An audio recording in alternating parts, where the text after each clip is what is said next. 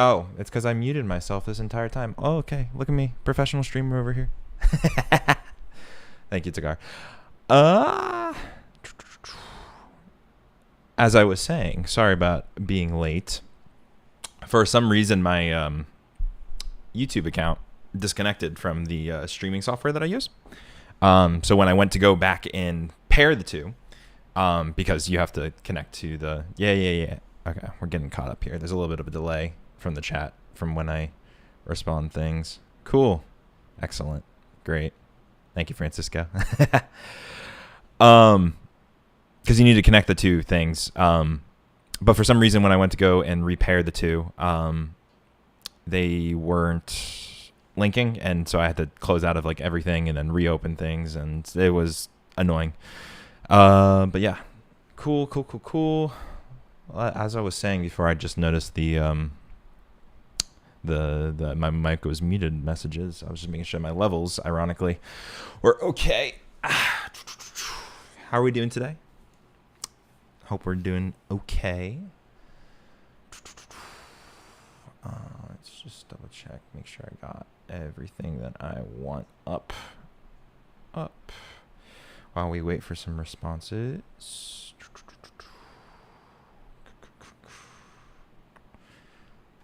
All right, and we're gonna open up on that.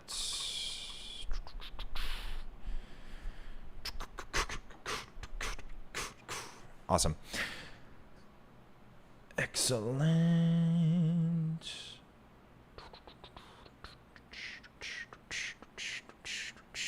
Cool. All right, I think I got everything I need. You guys are doing great. That's good. I'm doing great.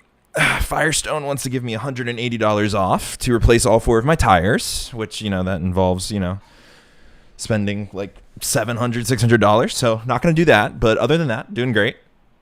Just we'll sell a kidney, maybe an arm and a leg to get that done. Do a bunch of plasma transfusions, something along those lines. Other than that, though, nice, beautiful sunny day here in Los Angeles. We are getting a little bit of a like a heat monsoon thing. I don't know. I'm still very new to the area, so I don't know the weather climates here. I'm just going to say words that sounds like I know what I'm doing. The upside to the last place I lived at, though, is that we haven't seen... Oh, upside and downside. Haven't seen a day with rain so far, although I do kind of miss the rain. My windshield wipers broke while driving through the rain. It was crazy driving life on the edge. Yeah, that's not fun. Did you replace the windshield wipers at least? If not, it's very, very fun thing to do. It's out of the car maintenance tasks. That's pretty simple. Struggling through the summer. Teachers don't have work on summer, but I'm here. Well, I appreciate you, Francisco, for being here. What are you doing for work in the meantime? Besides, scrapping and just, robbing people left and right. All right.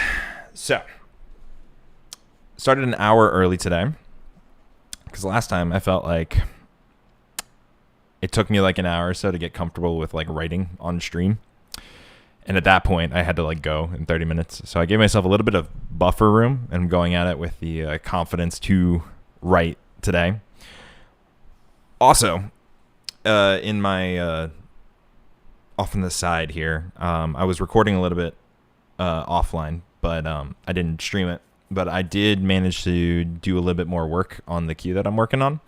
So we have made some steps towards a final result. I'm optimistic that I can finish it today if I just like lock in, or not finish it today, but at least get 80%, 90% of the way there. Trying to make it like crazy if possible, but yeah. Oh, need to go again. Oh, yikes. So your windshield wipers broke.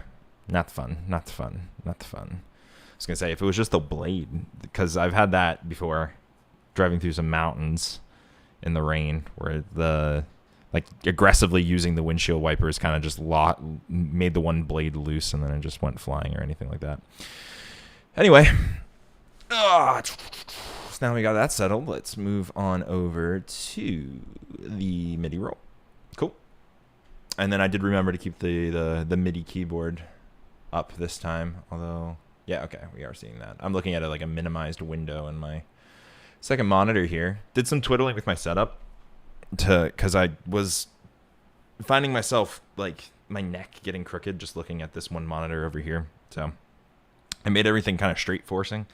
So if it looks like I'm looking to the right, this is my main monitor. My second monitor is here, and then I have chat open up on the left side here, so I can, say hi and things.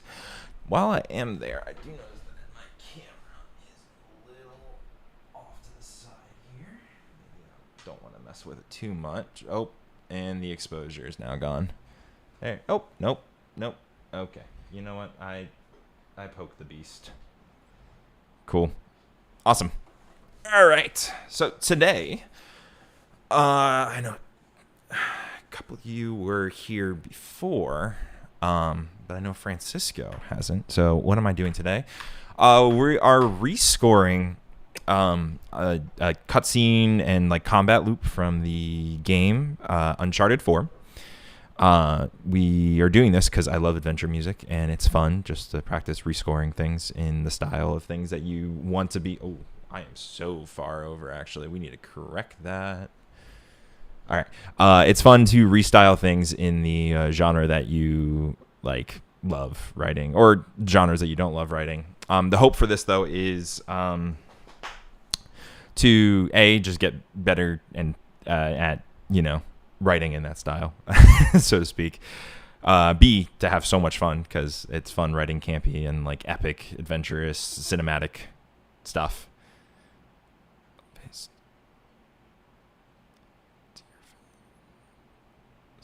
Gotcha. And 3, I kind of want to put together a cinematic adventure, action adventure, music pack eventually one of these days in my free time. Just a couple of free things just to bundle together. I have a lot of fun doing it, so if I can have the end goal that I'm kind of just giving it out there for people to use, then that should be fun. I have so subtly named that little side project Trek, just because you go trekking in the woods and stuff like that. I want to work at some point when I'm not living paycheck to paycheck to get some custom animation. Or not animation, what am I saying? Some custom art for it too, album art. That's the word I was looking for. Anyway, to catch you up on the speed, let us solo this actually. So we're gonna open up our window here. So the queue I'm working on today, or that we've been working on, is right at the beginning of the game. Francisco, for your knowledge, the Uncharted games are very campy adventure games, very narrative driven gameplay. They're very cinematic. I lost my window. There we go. Very campy. But the last couple of games have started in the middle of the plot to kind of hook the gamer into the gameplay. And with that, they put one of their more epic set pieces in this, so that you're I want to know the context of this, and then it drives you further into playing the game until you get to the point in the plot where that happens, and they skip over it, and then they catch you up to speed at the end of it or so. It's very effective plot device, and it makes for very, very, very fun music, especially when it's in the action adventure type of sphere. So I've gone ahead and muted all of what we've worked on so far. This is just the dialogue. I've also upped the volume because this is a professionally mastered dialogue and sound effects. So they're going to be loud by nature. My music is not, or my music is going to be unmastered. So it's going to clash well, and it's going to be very loud and annoying. So we're just going to check out the scene itself, or the section that we're scoring. So...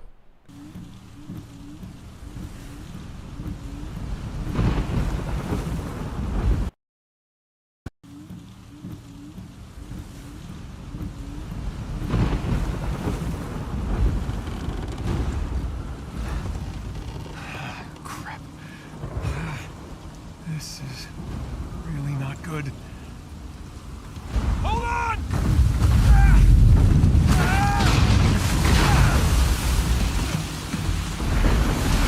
Nathan! They're gaining on us! I know. We'll crank it! Sam, I'm going as fast as I can.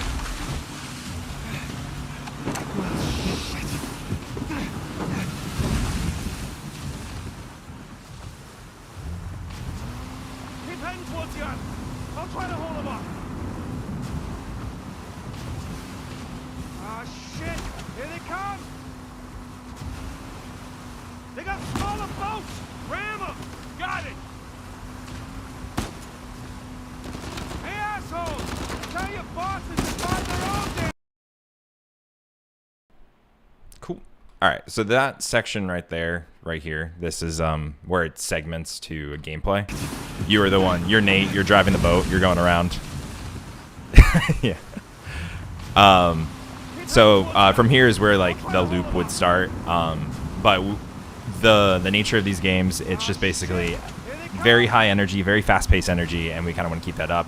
So I'm not going to be strictly following the beats per se of where like the loop would be entered. I'm just using this kind of as a reference to kind of get in the style and the spirit of these games and working from there. So, and then I think I have the section that I've marked off here. It's around just before 2 minutes. There's like a rocket explosion, which kind of sends Nate, our protagonist, flying into the water. Audio kind of ducks down, and then it transitions into the second phase of the combat for this opening sequence. We're not going to do the second half of it because we're just working on this a little bit here today. So I'm going to shorten that over here. I know my exposure just got all messy when I fiddled with the camera. I should stop fiddling with the camera. I should do. Let me move my little, I have a little light here because, you know, nice and sunny in Los Angeles, so the that's still bad. Sorry, I'm like adjusting every little small little thing left and right. Apologies. Okay.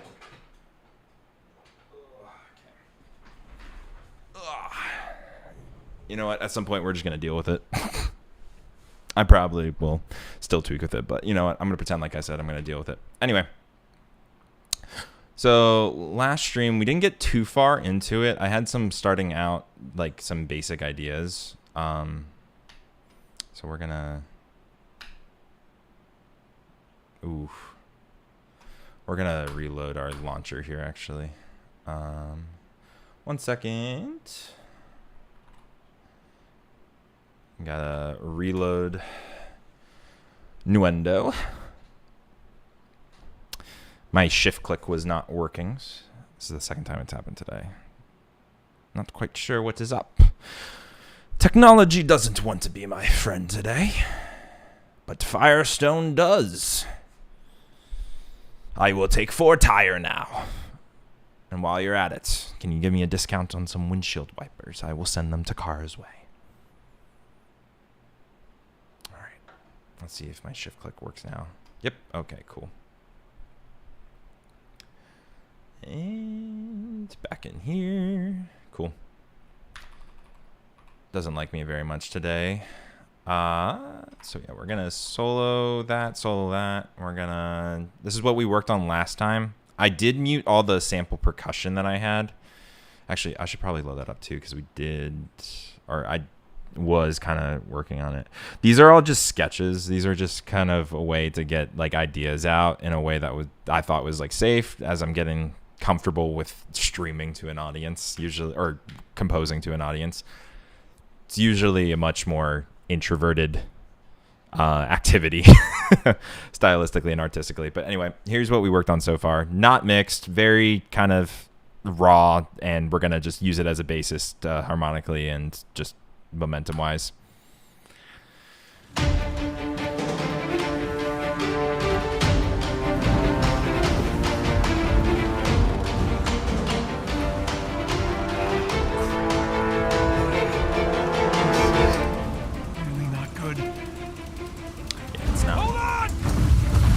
You can already tell just where stylistically we kind of went in a right direction last time. It's very loud.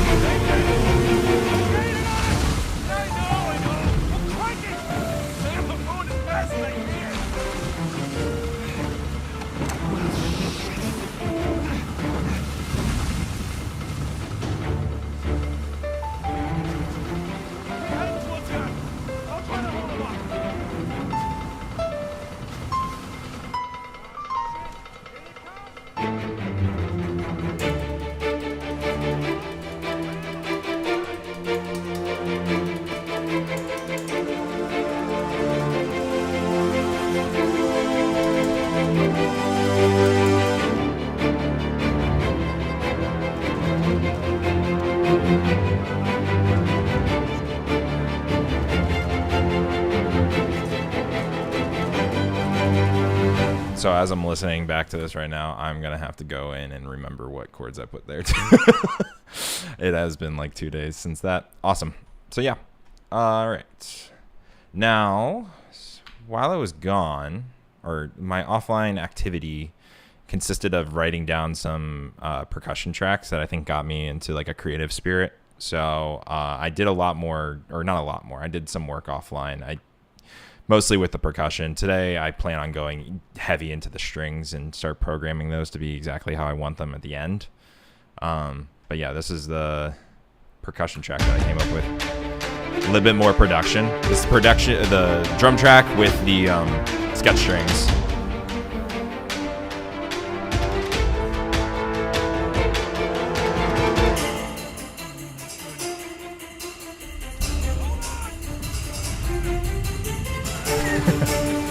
Yeah, I'll cue him more.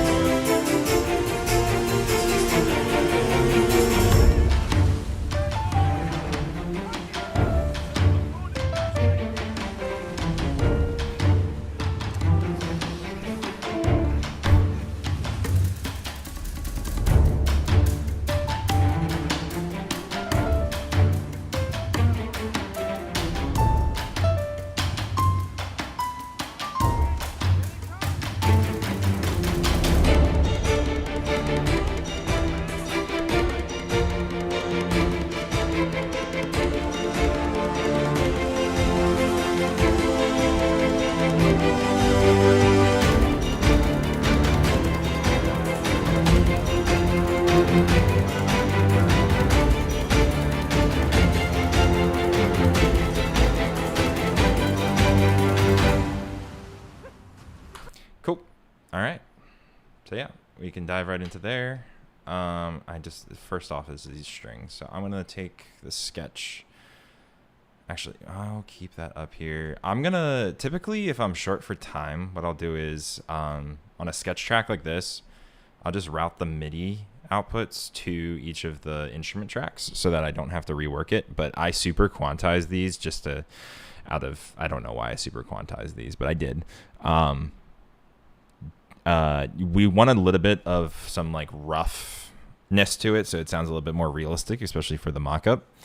You don't write down your lead sheet. I forget what chords you added. Well, typically no. When writing in DAWs, I just kind of base it off of the session. I just didn't get very far in the first session, so I was the segmented stuff I should. What I will do though is I will go through some of the chuggy block chord sections. Like, what is it? Is it this? No. What is? No. I had a hotkey and I forget what it is. Oh, I forget what it is. Oh no, it's this. There we go. That's what it is. Forgetting my hotkeys. So I'll go through not this section, but like especially at the end, I'll go through and I'll add the chord track to the top, which that's actually something that I can do right now, I think. Which we will probably want to open up a bottom window. Can we make it bottom? Nope.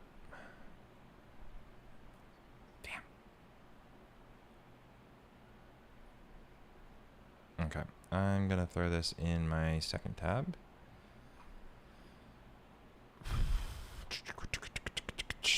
Where did I just lost you. There you go. Okay. I'm gonna go through.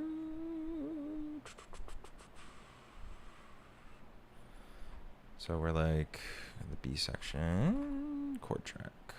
Let's just duplicate. Oh my! None of my hotkeys are working right now. This is so tragic. I feel like a gremlin just came through my setup last night and just deleted everything.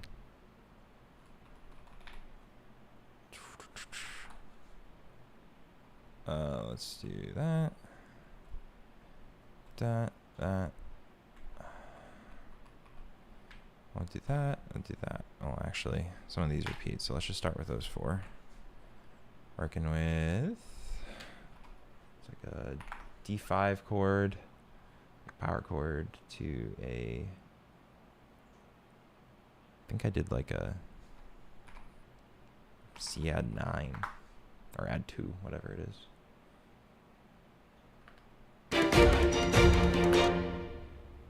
That is a B flat.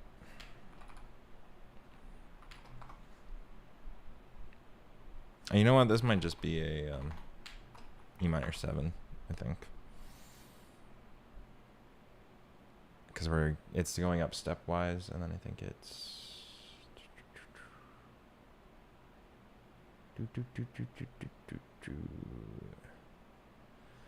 and then it's A sus4 over E, and then I do like a suspended thing. And,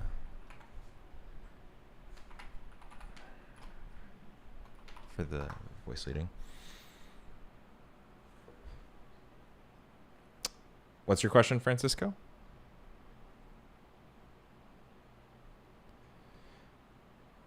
There, I can minimize and just do it in the same tab here, I suppose. No, because I lose my thing. Time of this movie. Nope. That's not what you got me messed up. Anyway. Pretty sure it's that, and then over here we did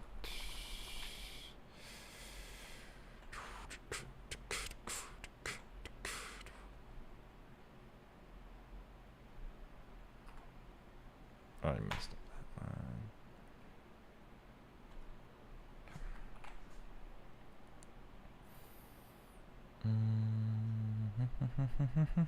And it's like a D5, then I think it's F, and then A minor over E, and then it's a G Dorian thing. That's what I was going for. I answered it.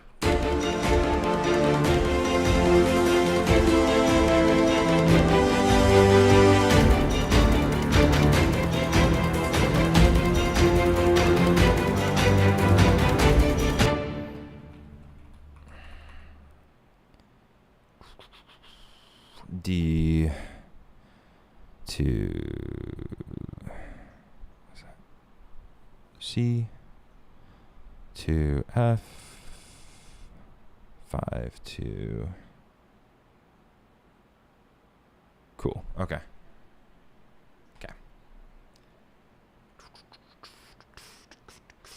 Just do it to grid.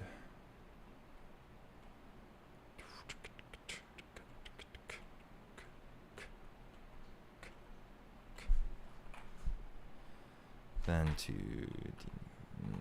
D5, C.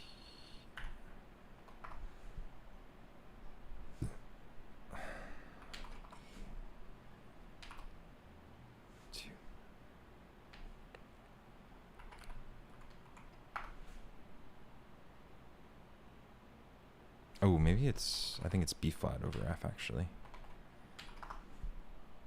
To D5, or maybe I do D minor. I think I do D minor actually the second time around, and then it's the same to F, to A minor E, and then last one should be G Dorian.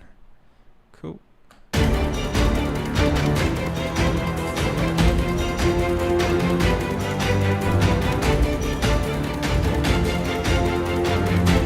know what we're gonna do actually, because we're gonna take that.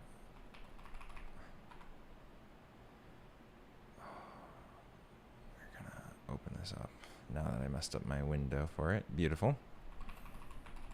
I'm gonna start here.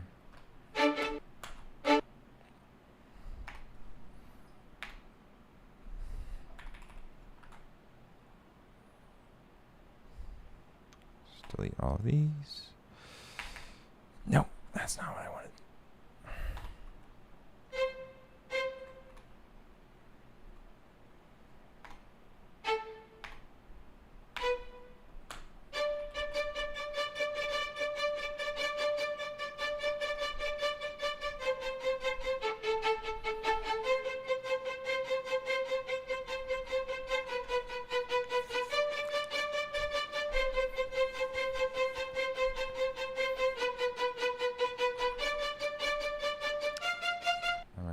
select all of that.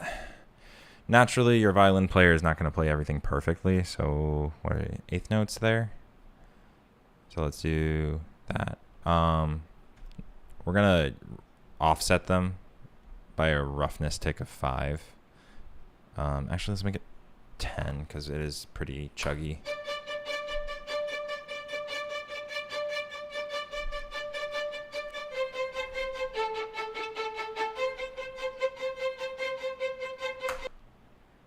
That basically just shifts them on the grid quantize-wise to simulate just not being on beat the entire time, especially when trying to go for a realistic mock-up versus if you line everything to the grid of like the 8th note or the 16th note exactly. Dun, dun, dun, dun, dun, dun, dun. So dun dun dun dun dun dun dun digga digga dun. One dun dun dun dun dun dun dun dun digga digga dun dun dun dun dun. Why are we? I swear, as soon as I press the live stream button, everything I know how to do in this DAW, I just forget right off the bat. Let's do that. And also change that to roughness of 5 ticks. For now, we might shuffle it down. Ticka ticka. Ticka ticka ticka ticka. Dun dun dun dun. Dun dun dun dun ticka ticka dun. That was an accent. We can delete that.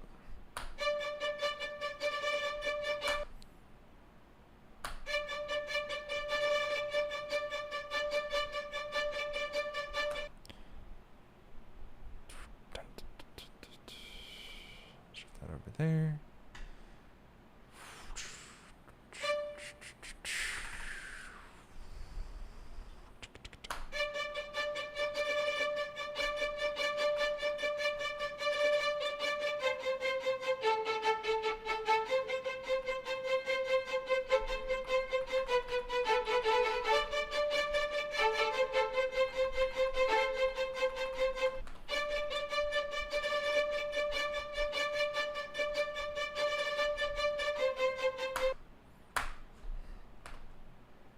Oh, brother.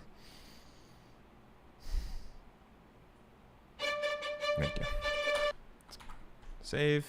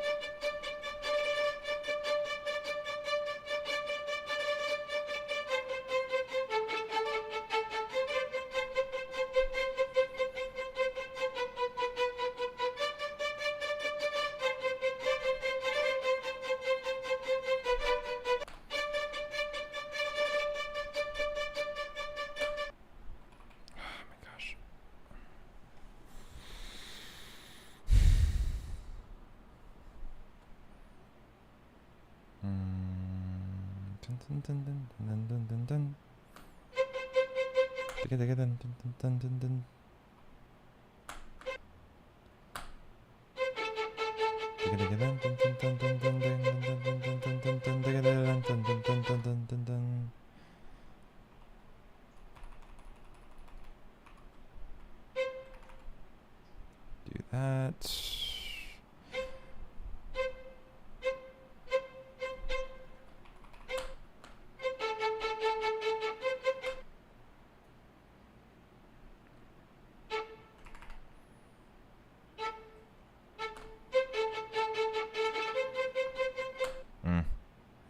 Sharpen those up just a smidgen. Nope.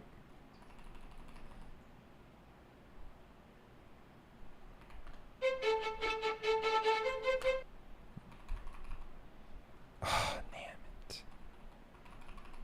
I fucked it up. There you go. Gotta redo that.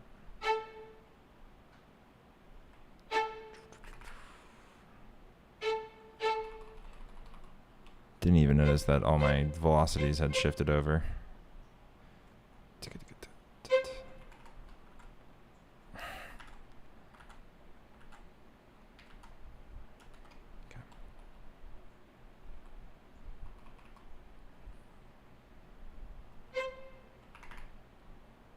No. Trying to copy that over.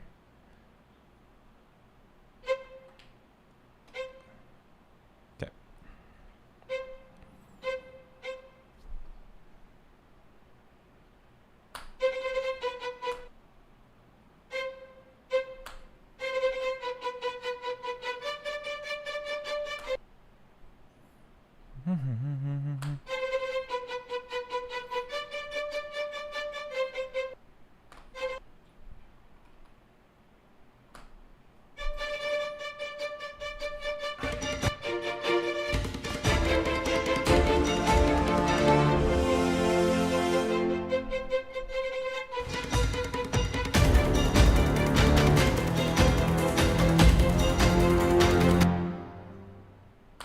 Like some very pedantic things, which I don't think it matters all that much, but I'm gonna move on from trying to be as picky as possible. Otherwise, I could just be on violin 1 and 2 all day. So what we're gonna do is we're just gonna match the velocities to reflect that. If I hear something that sticks out like a sore thumb, I will go ahead and adjust it. What I was just doing there, though, I was going through and manually adjusting the velocities to try and match with the accents and how an actual string player might articulate these to the best of my ability. But just the nature of the time of, I want to be respectful of y'all's time.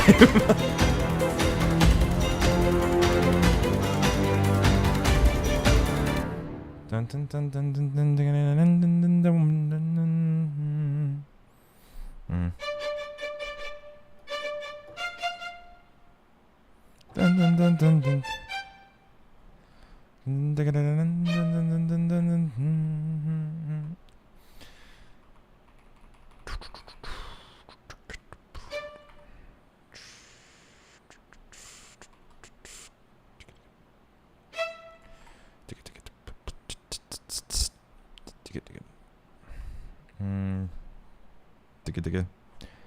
Digga. And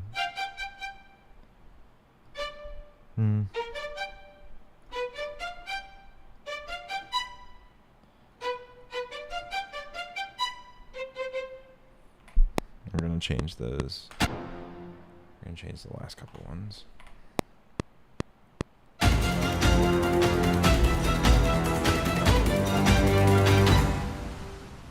Dun, dun, dun, dun. Dun, dun, dun, dun,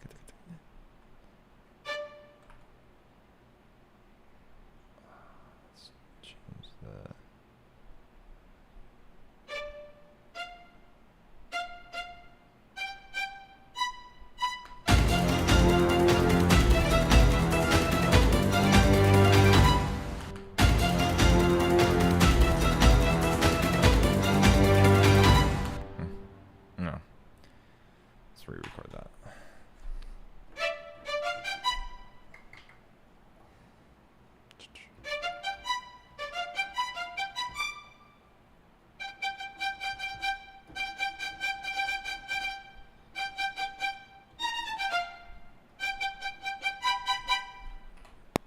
Let me just keep it on the same note.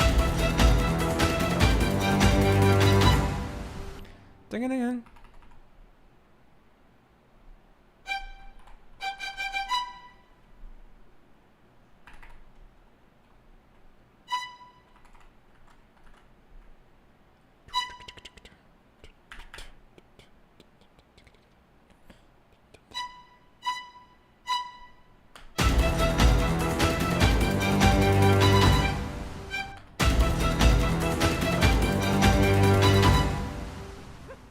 Shrink it down just to give ourselves some headroom.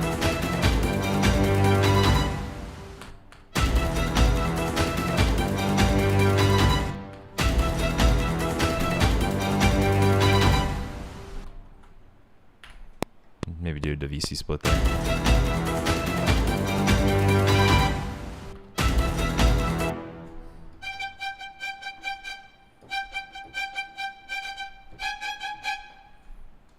Ooh. Maybe we add more tension to it. Going back and forth. E4. 2, 3.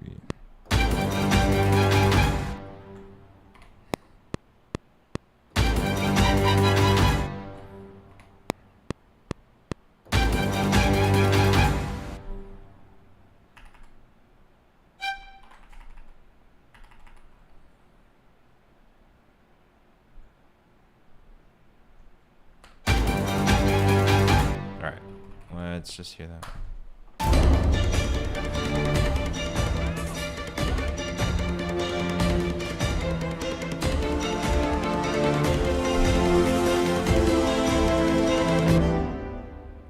That can go.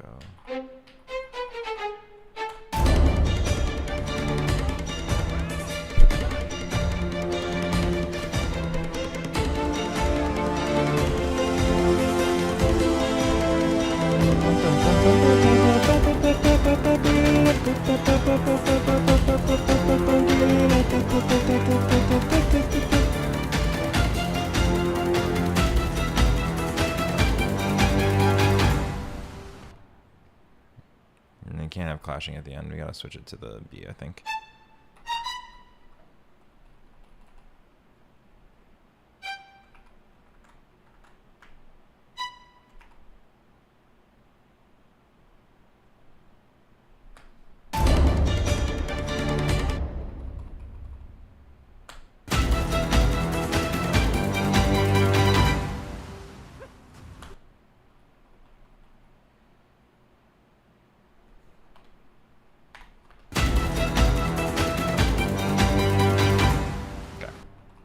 Gonna leave it. Gotta leave it that. I'm sorry.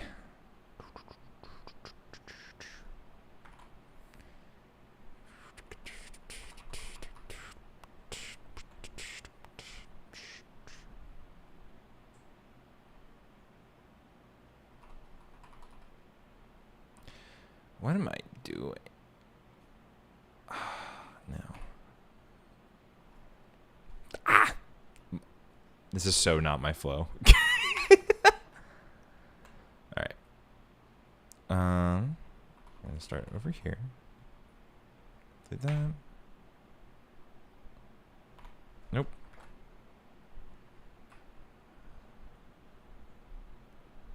We're doing violin too now, not.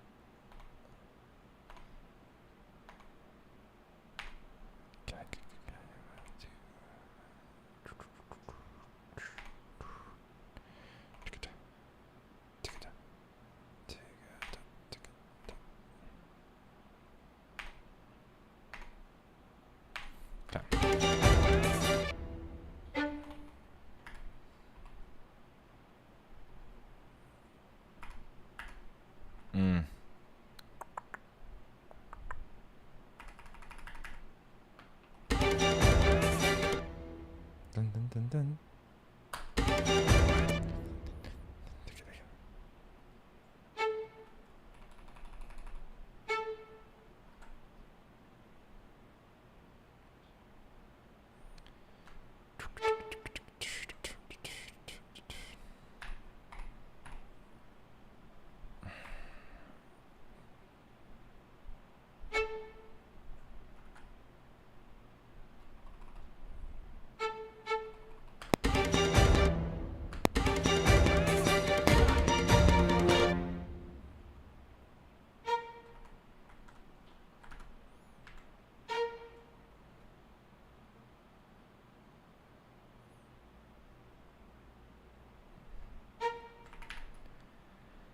Thank you, thank you.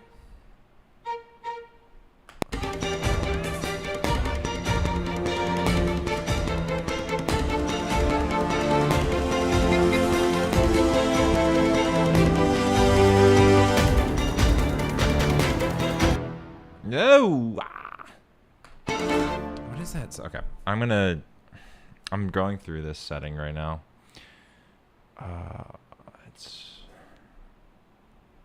Where is it? It's like a transport one, I think. No, what is it? I think it's MIDI recording.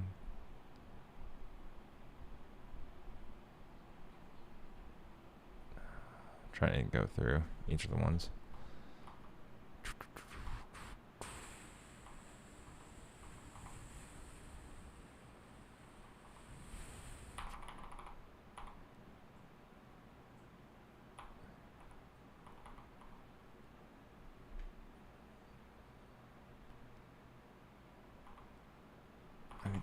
I forget what setting it is. Keep messing me up right now. That group channel is that. All right, whatever. We'll just deal with it.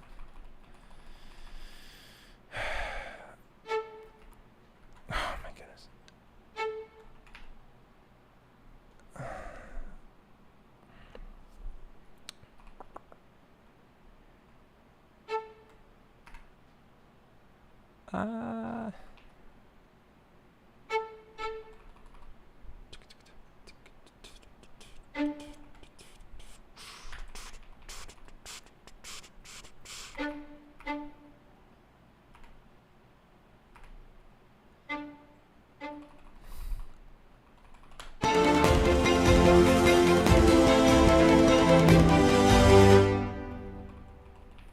Stop playback until I think that's my issue.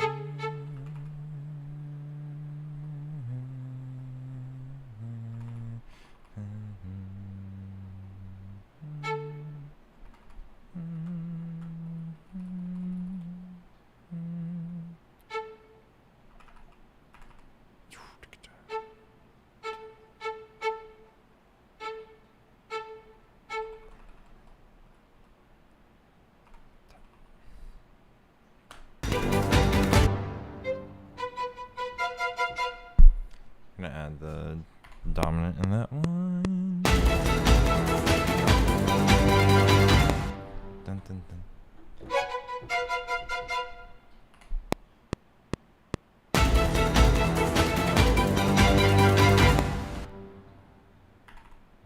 That needs to be voiced quieter there.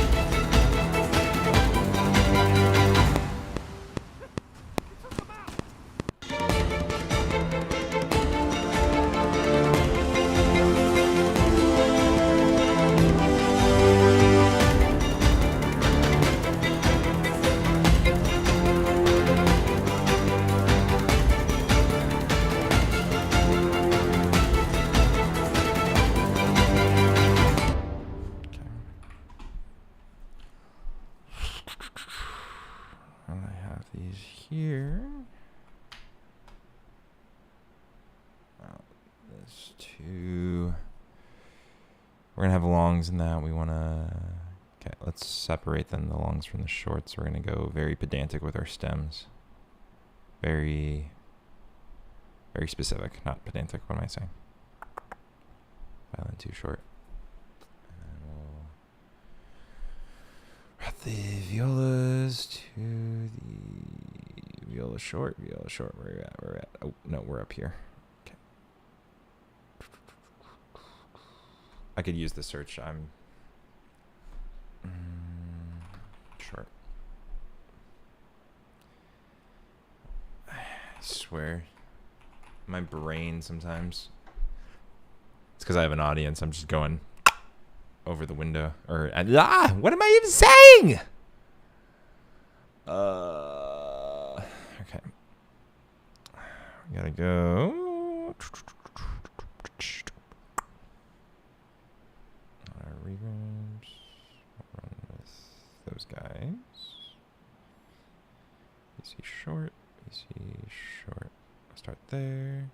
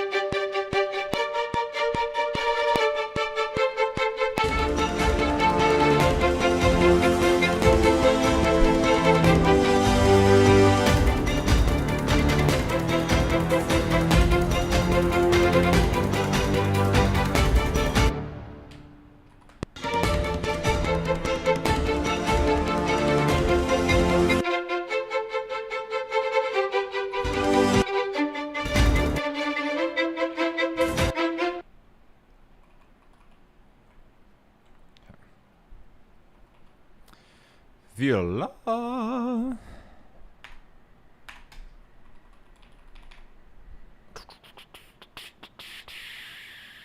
Actually, before I do that though, I'm gonna take a quick little pee break. All right, give me 1 second. All right. 3, 2, 1, break.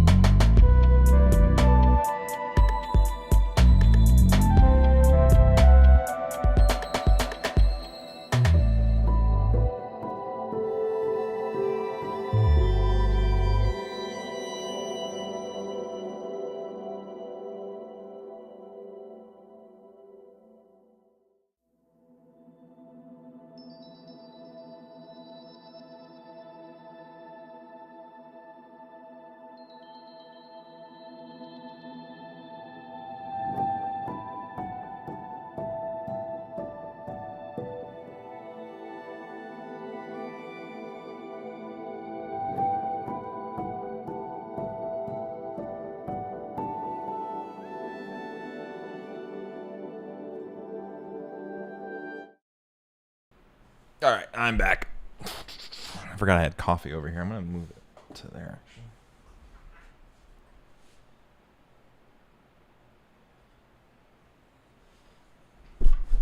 Alright. Last thing I need is coffee, but you know. What can you do? What can you do? What can you do? Alright. Okay. I think I looked up while I was also just stretching for a second. It's in transport controls. It was playback while winding. It said it was here. Was it up here? Maybe. All right, editing.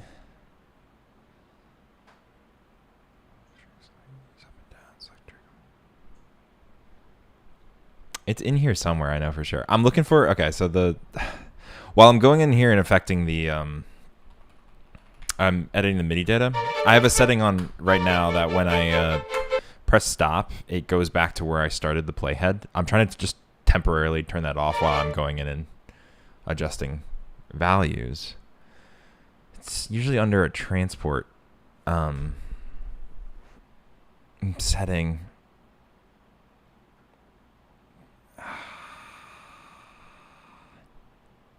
It's okay. You know what? This is what Google is for.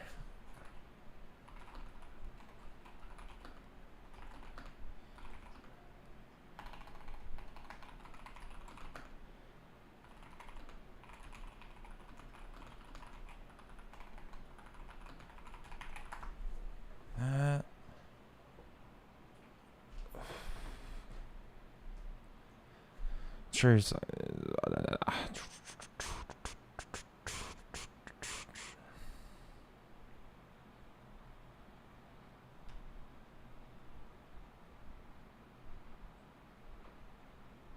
No, that's not what. How does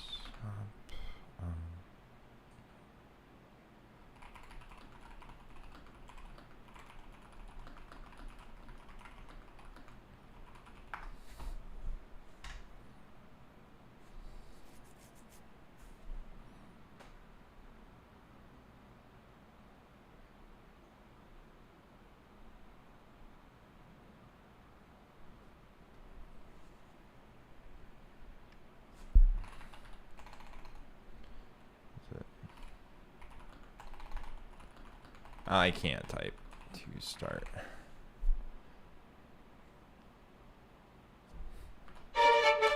Yeah, that's what I was looking for. It was in the transport controls. I should have just listened to what they were saying. Oh, excellent. Let's go.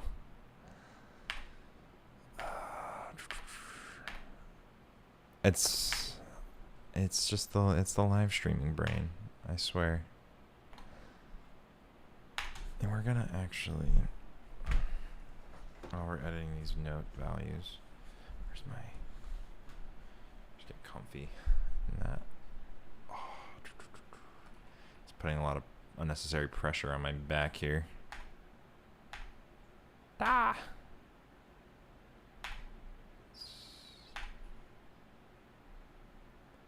I think that's it. And it's these guys.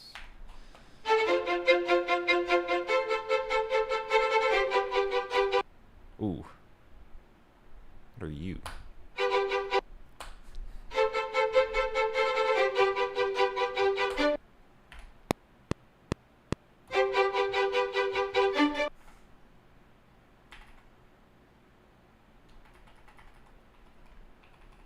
Oh, brilliant. Gotta love latency issues.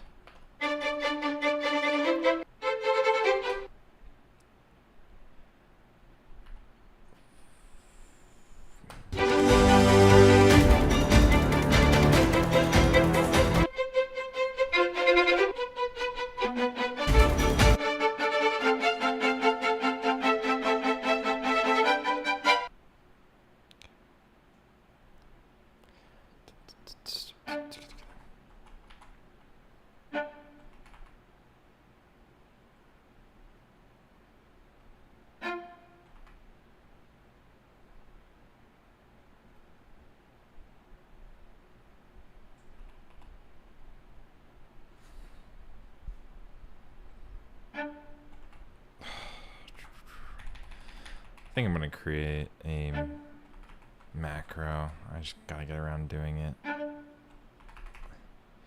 just graded over to Nuendo. I should have done my settings that way so that I could.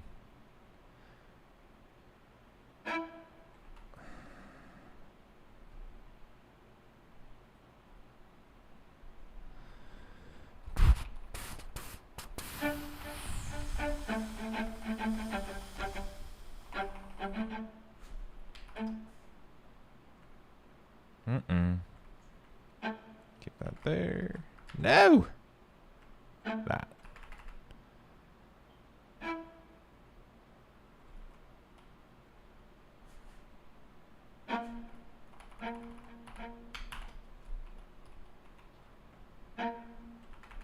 Nope.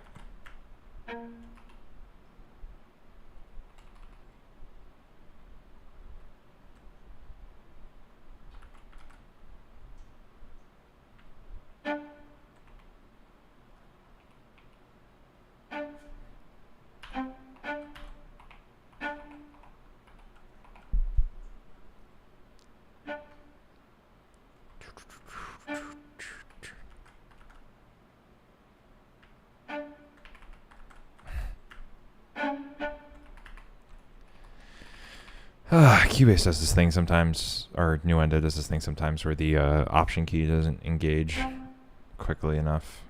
Probably because doesn't like the fact that I'm streaming this audio in high quality.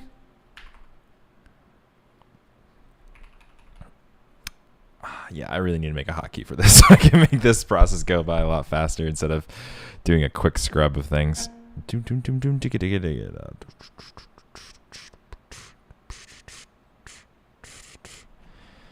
Shaw should probably stick to a little bit more less ambitious genres or mock-ups in a stream format.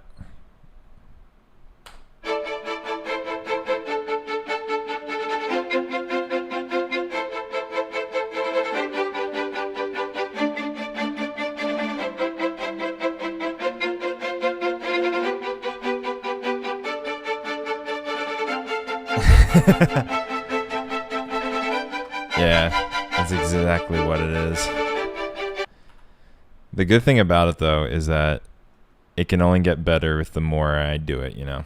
So that's also the whole point of this, is to just kind of block out the self-conscious, kind of just like someone overlooking your shoulder when writing. Just kind of do it, you know? What are we on? We're on the bass. Alright, we might just re-record these rather than copy it, just because these ones are a little bit more easier to navigate. Let's start with the cello.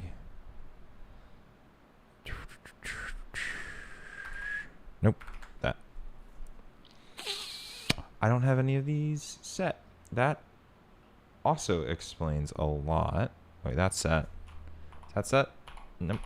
These just aren't. That's why. Gotta do the pre-delays.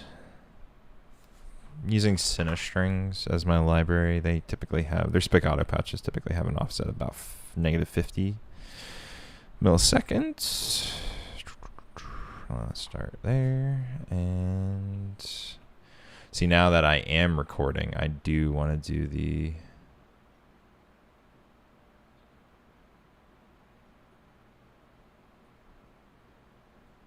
No. What am I doing? Start mode, selection start. No, that's not what it...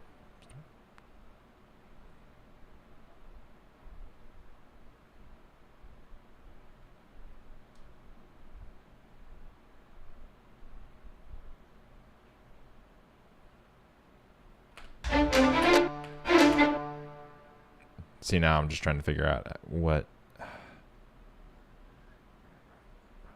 Anyway.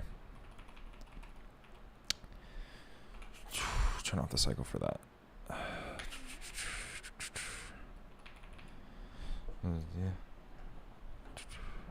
Bum bum bum bum bum bum. Bum, bum, bum, bum, bum.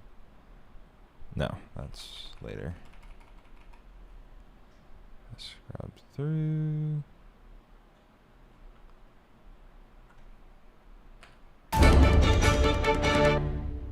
Dun, dun, dun, dun, dun, dun, dun, dun, dun. That's what that is.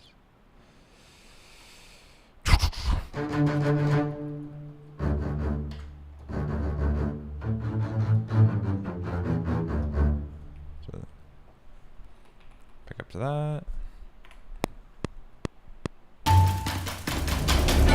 Nope.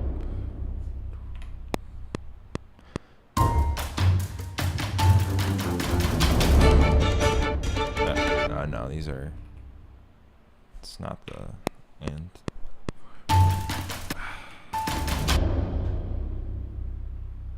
So now it's useful.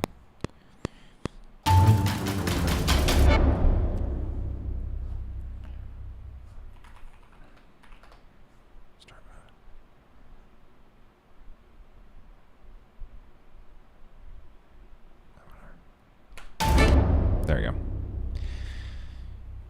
1, 2, 3, 4. Okay. Dun, dun, dun, dun, dun, dun, dun, dun, dun.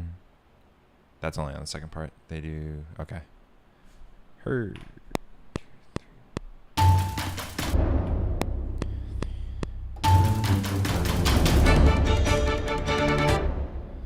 That's just that.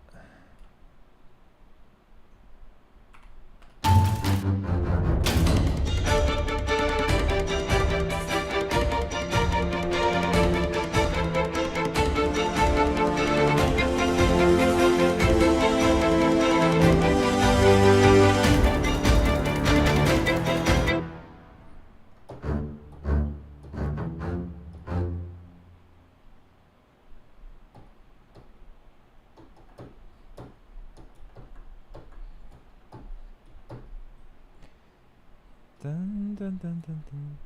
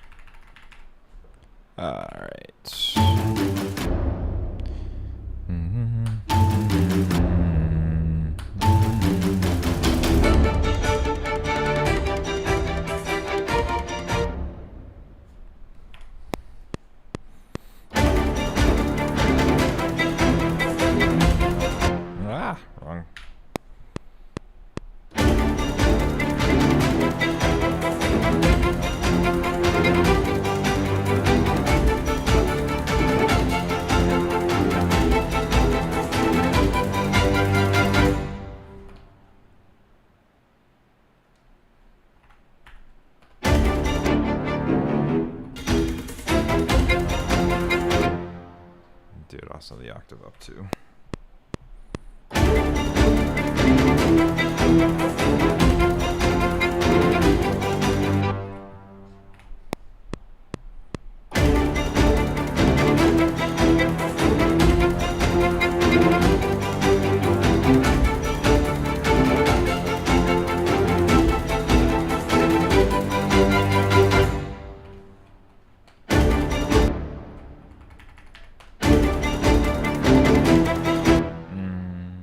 We have no 16th notes here, so that's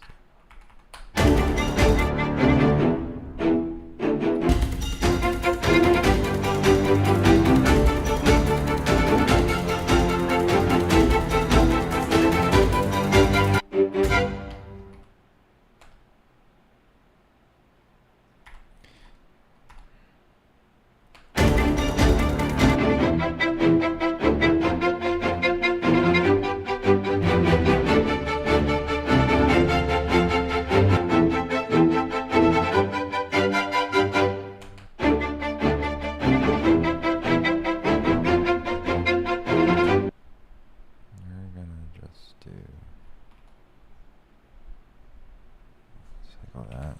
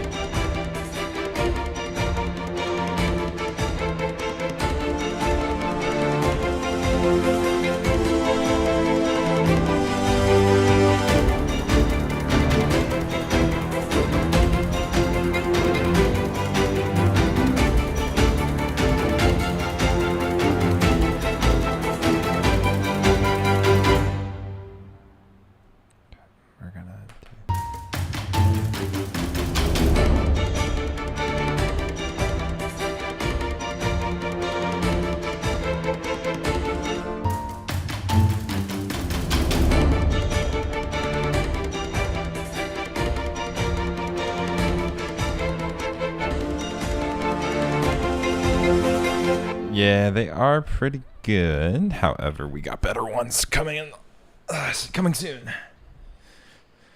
Oh, man. All right, sorry. I went mute there for a second. All right, let's backtrack what I was doing. All right, so we were just finishing up the recording of the strings. Then I was doing some routing. I sent them down some stems, some dry stems that were going to get sent through some reverbs, and I should still mess around with the reverbs.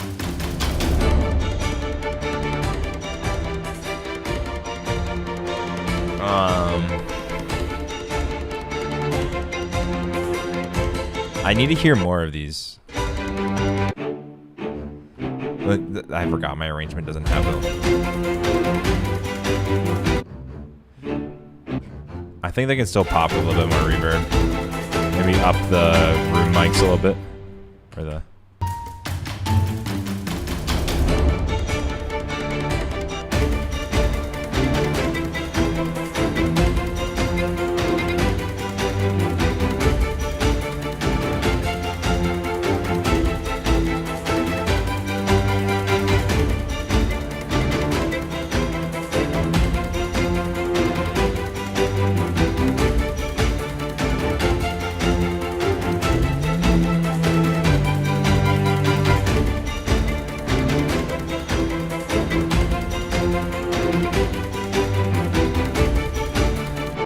Anyway, so I was messing around with the reverbs. I didn't like how close the instruments sounded from their mic positions in the library that I'm using.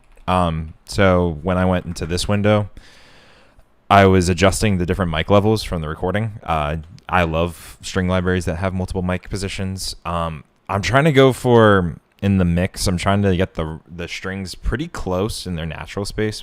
I'm trying to find a happy blend between that and some of the more compressed organic percussion, because I want that kind of being the driving thing. So I'm trying to place it somewhere, but I'm like also don't want to get too into the itty gritty with it because I'm not wearing my mixing hat at the moment. But just adjusting some of the mic positions so that because before I just had it on the close mics, like, or it was the violins that I was doing. Like, this is just the close mic through my reverb. Added I messed with the levels. All right, we'll fix that. But even adding the spot mic, you get more of the panning on the stage in the left ear, and then we add a little bit of room, give a little bit of depth. That's what I was adding. And then we have our surround mics, the wide ones that sit in there, capturing the wide angles there. That doesn't add much, and it's probably taking up a little bit more CPU space for my liking. And speaking of which, I can deload some of these guys.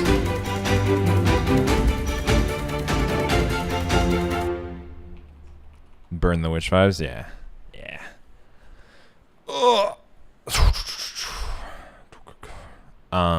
But yeah, no, I was adjusting the mic levels. Then I was adjusting some EQ. Doing some hard cutoffs to give ourselves more headroom for when we gain stage later. And then just doing subtle adjustments. I know these libraries a little bit well, so I know that around 4K and the strings, there's a little bit, typically some interference, so you just got to find that one. And then adding some more air to the strings, since they're short strings. Typically like to add a little bit more to like above the 9K to 10K threshold. Just like to do a little shelf just to give it more air and life. Especially when we add in saturation later, it really just makes the high end kind of glue together with some of the high percussion elements. It's going to be chef's kiss. I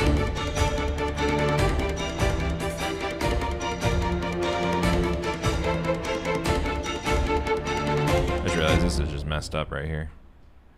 That's funny. Oh, mister, go back to your spot. Dun dun dun dun dun dun dun dun dun. Good to know about short strings. If you wanted to know that. Because you could sit here all day and play just the same note over and over again. Might be hard if you're not listening in headphones. But you dampen the sound, you dampen like the excitement to it.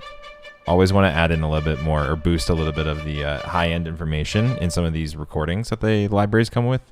It just adds, it's a very subtle nuanced, or it's a nuanced character that it adds, but it in a piece like this where you're building forward momentum, it helps you get over the finish line.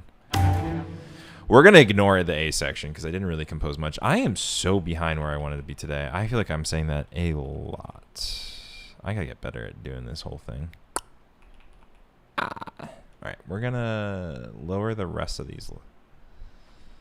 Their velocities.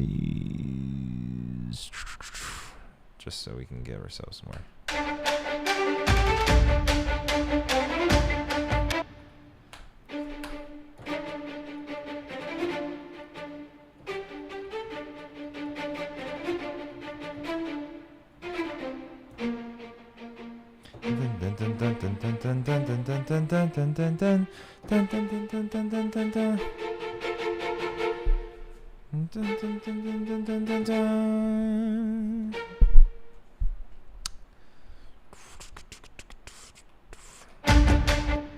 Okay.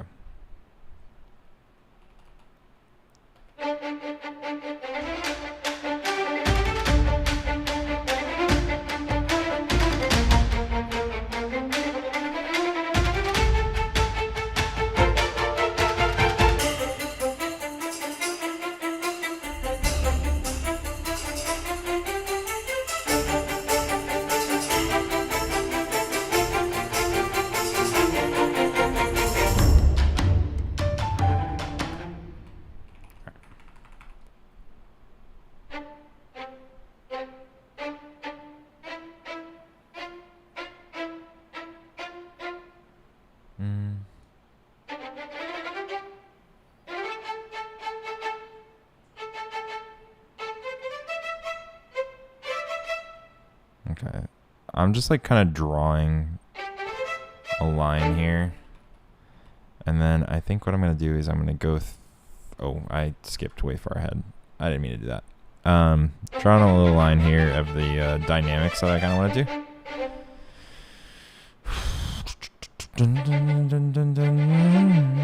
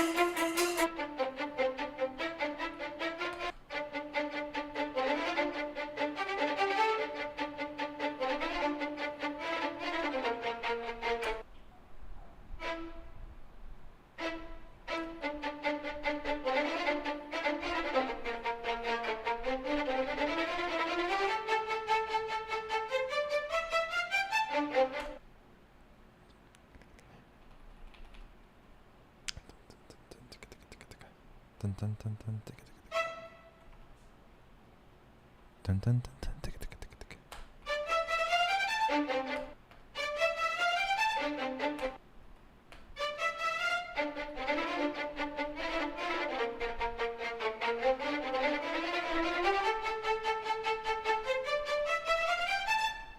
I'm gonna record myself doing a dental procedure or something cool and make my background music for advertising.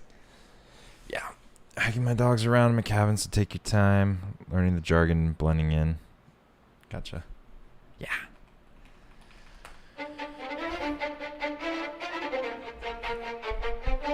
Feel free to ask questions while I'm going quiet if you're paying attention. Oh, dude. If you have questions, I know there's not really much to. Especially since it's the same, more or less the same stuff as before. Okay.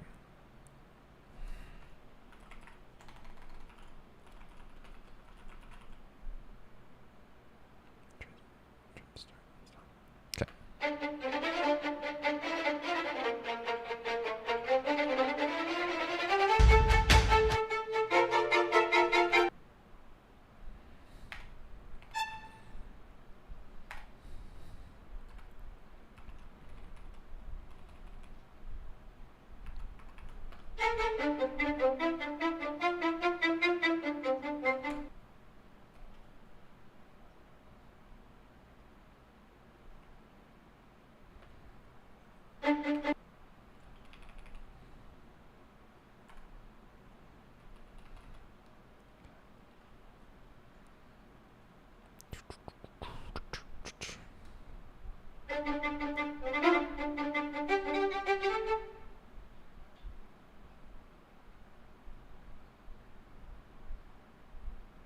Do you enjoy the process of creating as much as the satisfaction of having your vision fully finished for you to enjoy? One more than the other.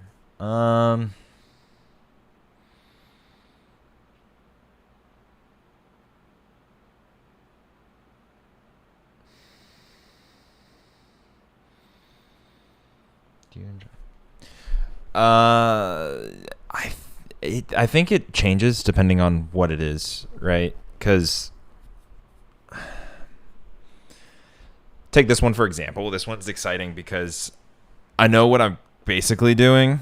So just to start right out the gate, the act of the process of creating initially is a lot more fun than in the middle.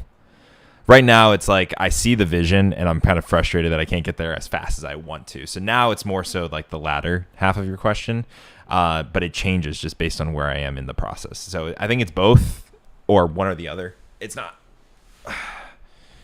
so much one as it's a little bit of both. I don't know if that. It's just usually, yeah, depending on, it just depends on when the inspiration is or like if I'm hearing something. Because typically if I'm like, I enjoy the process and then it hits like a brick wall where it's like, okay, I'm not really feeling that much creativity at the moment. And so now I feel like I'm dragging it out or I'm just like unhappy with everything that I'm working on. Like sometimes I get to a point where I'm writing stuff and then I'm just like deleting it right afterwards because it doesn't fit my vision, that level of like perfectionism, which is something that I'm trying to get over in effort of just being faster and then editing later, because I tend to struggle with writing and editing on the fly and not separating the two hats. But yeah, no, they're both, I think. Really want to learn how to orchestrate strings. This is really helpful to hear and see your process. Yeah. I don't know how much orchestration practice or knowledge you can get through this. I do kind of want to make a little bit of a small video that kind of just goes through like a couple of just common orchestration tips. Or the problem is it's like balancing like what value do I have to explain something versus like the countless of more credible resources already available online. Other than like, it's coming from me and where I am, whereas you don't know where those resources are. Just finding that balance. Oh, composing with strings.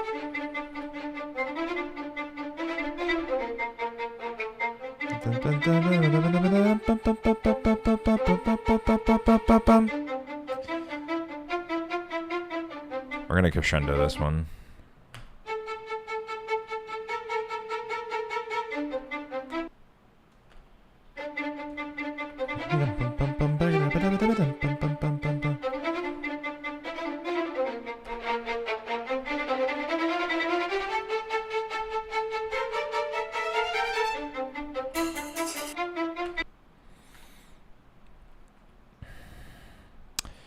Strings, composing for strings, especially for fast, high energy cues such as this one. There's so many different lessons you can take away from, or like every time you practice writing for it.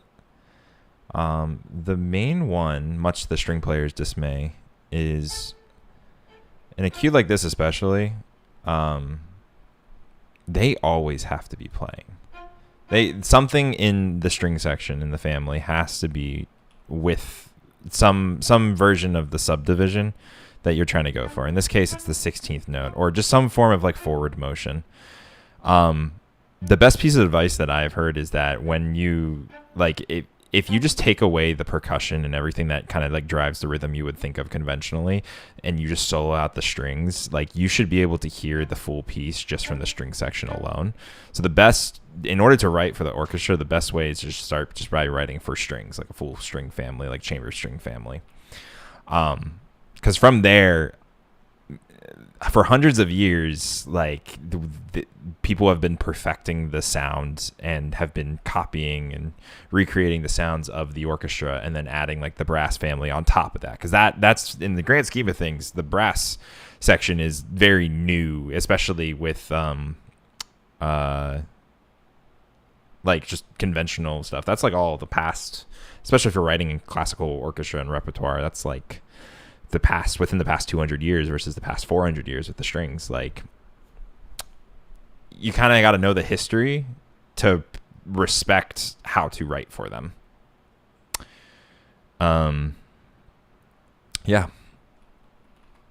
Because like even here, soloing the strings.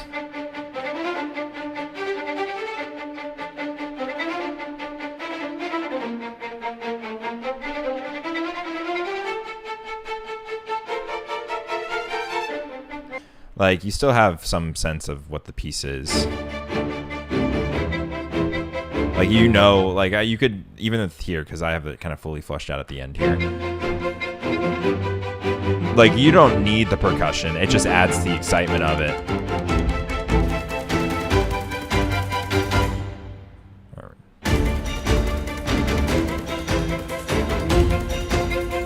But, like, yeah, you can meet all of the stuff that's doing like the very high ticking stuff. You can just mute that, and it would sound still pretty good on its own. It's missing a little bit of stuff to like someone who is being judgmental like myself of it. It's missing a little bit of the extra oomph, especially because I know, Francisco, you know what an EQ is, but for Takara, I don't believe you know what it is. Equalizer. So I'll go, let's do actually Pro Q, because that's a good graphic EQ. So this is an EQ with these. It's basically a graph that's part of it. It's equalization is the what the EQ abbreviates for. So basically on this graph here, you have your y-axis is going to be gain, so the amount of basically volume amplification. It's also exponential, so like the +3 versus +6 is an exponential increase versus conventionally like 1, 2, 3, 4, 5. So that's your y-axis. So if I make a point and I take this up, I'm increasing the volume of something. And why is my CPU just... All right, here we go. I'm increasing the volume by this many decibels, 7, 3 or so. And then if I bring it down below the horizon, I'm decreasing the volume by that much. EQ is a big part about shaping the sound. On the bottom, we have the frequency spectrum. So on the left-hand side, we have 20 hertz, which is the lowest that humans can physically hear.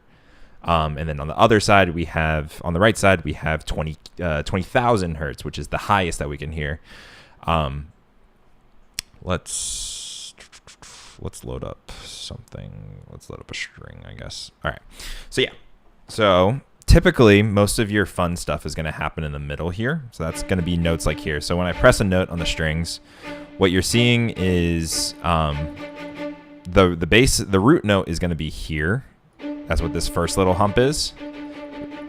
This is a brief explanation of overtones, but this is the note that you're playing, and then this is all of the information above it at different intervals that's making it sound like it is a violin as opposed to a flute. So if I play this note on strings, it's going to have that shape, whereas if I play that same note on, let's say, a piano, it's going to have different herps, like hoops and stuff like that. All the voices in your head, I don't know what the voices in your head are, but it's probably going to sit somewhere close to a human voice, which is also going to be, it's going to be here. And then you're going to have a lot of information up here too. Sibilants and all of the S sounds are usually in the 2K hertz. So when people like try to not do all that stuff, they can try to lower it. You have like body to your voice. If you want to make something sound a little bit more like deep or like wide, that's going to be down here. If you want it to sound pinched or narrow, it's going to be up here. And if you need more air and more breath, that's usually in the higher stuff. That's where that energy is going. With like where was I going from this? So when we EQ, we're shaping the sound. Generally, at any point in the song, like in the composition track, this is where I think I was going with it. You want all of the frequency like values having equal amounts. So a lot of times it's adjusting the volumes in higher ones and lower ones to make it equal across the board. Now this is very unmixed at the moment, but typically your good writing is going to have your low voices playing at a similar or doing something, your middle voice is doing something, and your high voice is doing something. Now that's not the case all the time. There are instances where you don't want to have a lot of low information, but in something like this where it's just bam in your face, full orchestras playing loud, bombastic stuff like that, you generally want to fill every frequency space. So where you don't want in the strings, if you don't want to have basses and like the lower voices playing at a certain parts, you want to fill that with room with other things, and that's kind of what arranging for the percussion and the other sections is. It's kind of saying like, okay, what gaps are there and how can we fill it with the arrangement, and then using some of the material that we're doing. So it's a lot like it's like a puzzle that you're trying to do. Once you're like creating the puzzle and then you're filling the puzzle in essentially. And at this point we are still creating the puzzle because we still have to write, but as we orchestrate and go into like the brass and add more layers and things like that, we're basically filling in the gaps and trying to make it sound like a complete picture. Because even here, this is also a graphic EQ. It's just not as nice as the other one. The other one's very fancy. But like here, you can see a lot of the values are filled just by this. We have a lot of low information.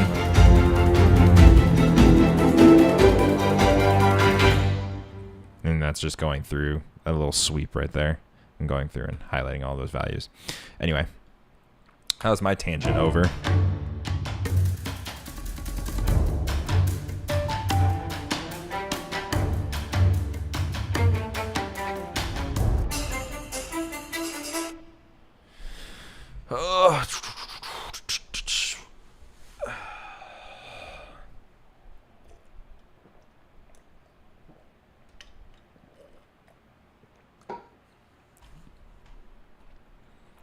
All right.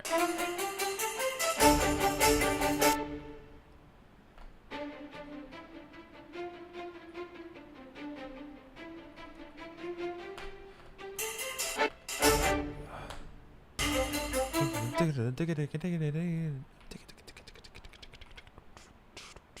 think I want to have a actual tremolo. There.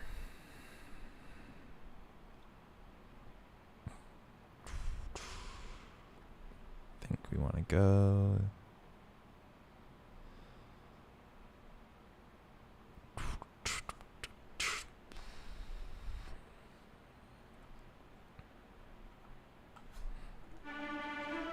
No,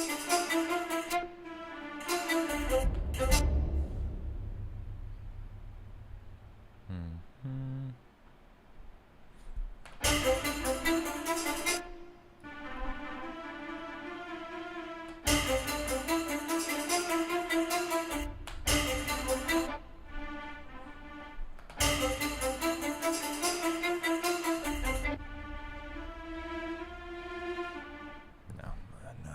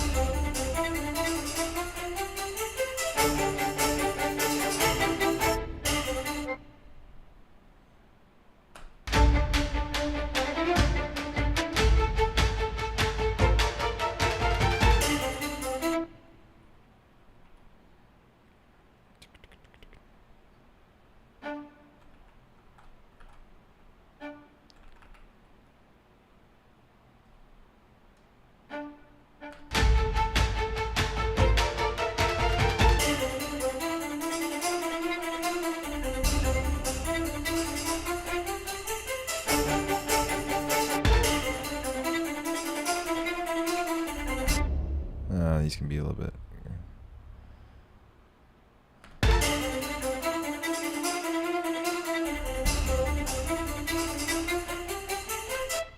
I kind of actually liked it with just the violins twos doing the measured tremolo. Let's just stick with that for now.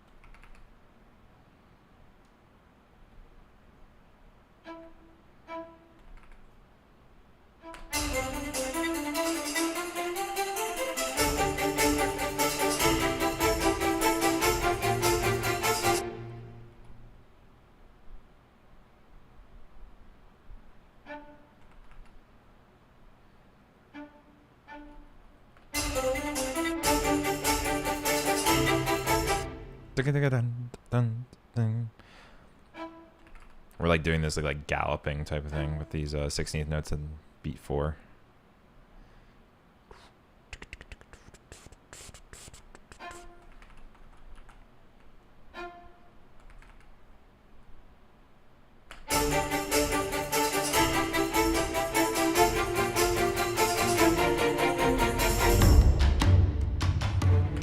Dun dun dun dun.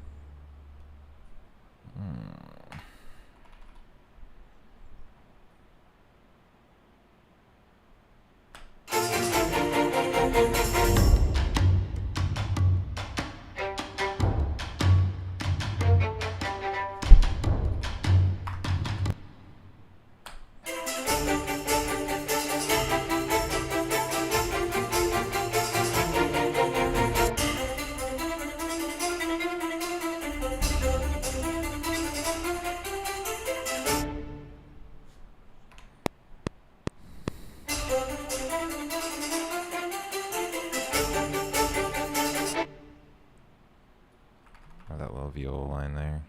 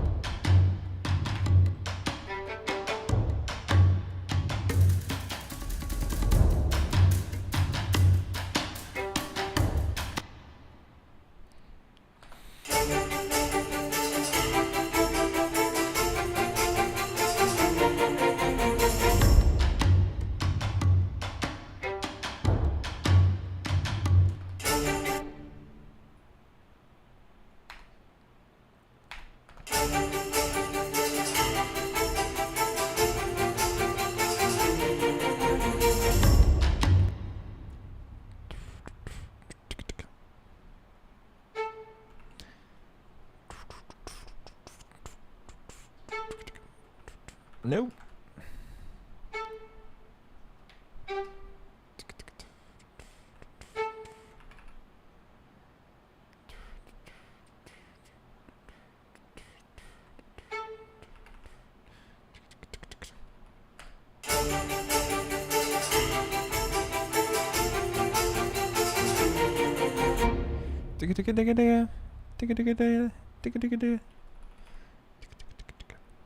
Oh, these poor string players, their arms.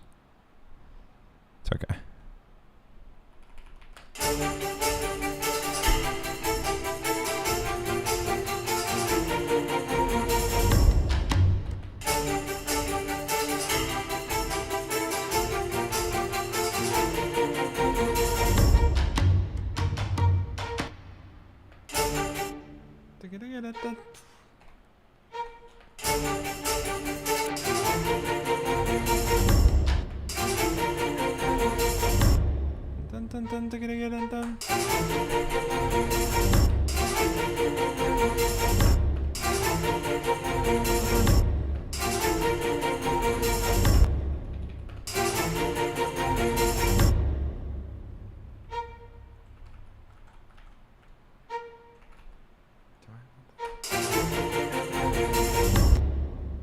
That sounds labored.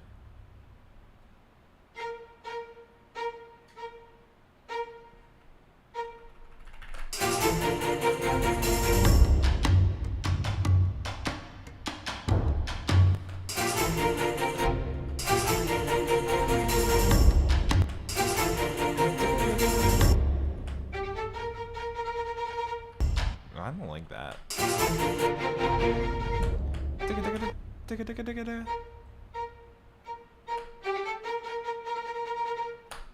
Okay. That's fine.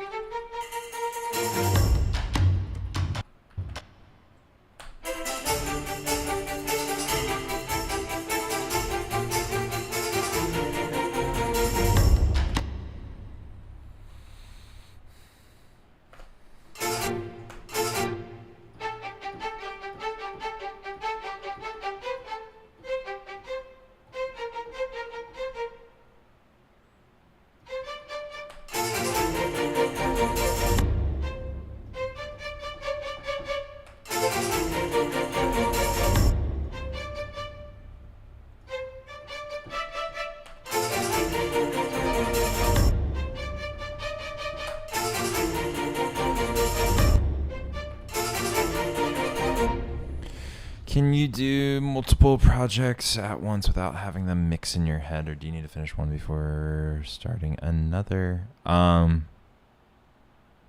Depends. If I have time, yes, I'll just Frankenstein it a little bit. I'll do like maybe like 45 minutes to an hour 30 here of writing one. Walk around, do something else, and then come back and do a different one. If I'm in a time crunch, you kind of just got to push through some of them.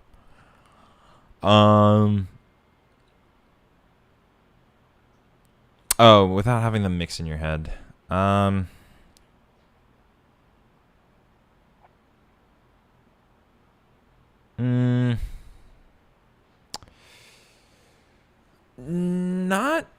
I can.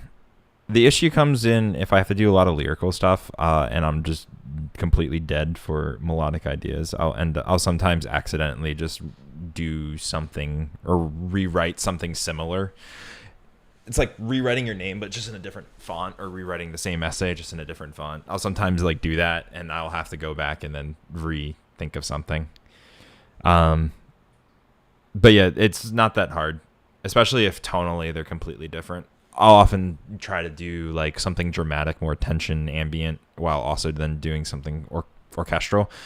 The two styles don't really, they're in my head, they're separate, so I can kind of keep them separate in terms of writing.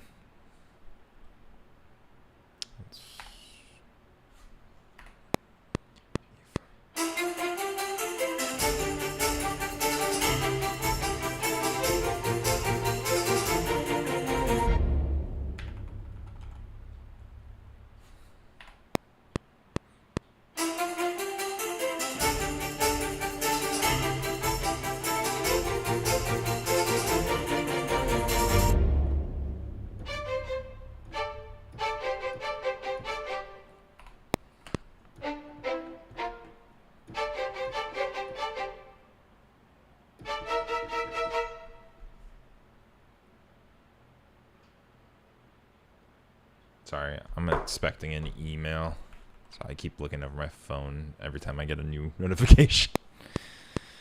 I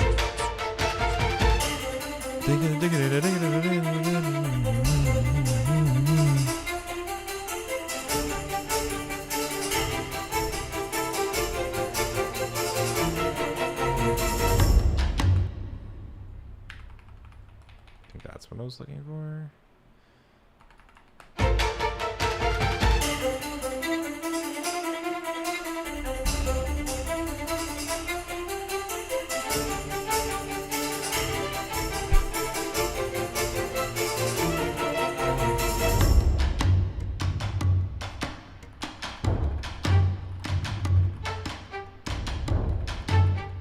They're so far off.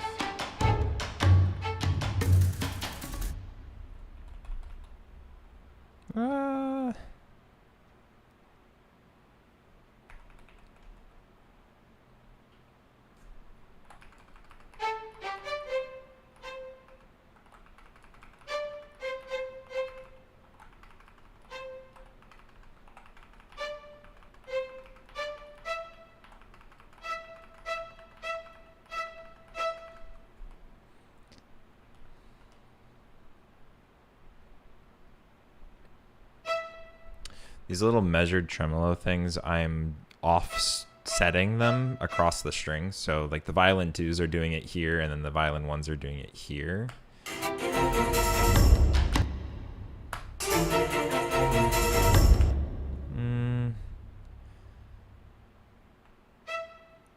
I want like a healthy balance of like the fast repetition of this, but also then have the more of the sustain afterwards, the decay. Dun, dun, dun. I want that to carry over so that it doesn't sound choppy. Is this violin 2? So I think for the 2s, because so violin 2 is sitting in the middle, the violin 1 line is going above it, and then the viola is underneath it. So I think I'm going to keep the long sustain. I'm going to just make violin 2 1/8 notes instead, and then hold out the release times of those, as opposed to there's like a separation there versus kind of just blends. Did that a little bit over here too, when I alternated the viola doing them versus the violin one.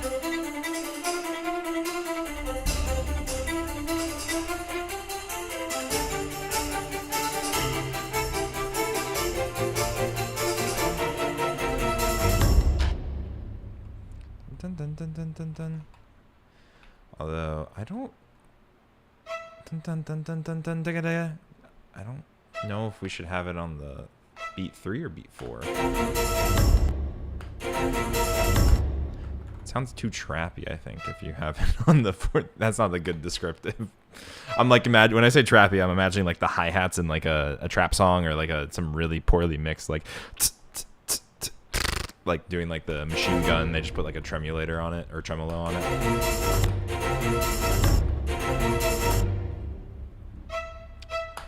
It really needs the bite on that. Dicka dicka da da da da.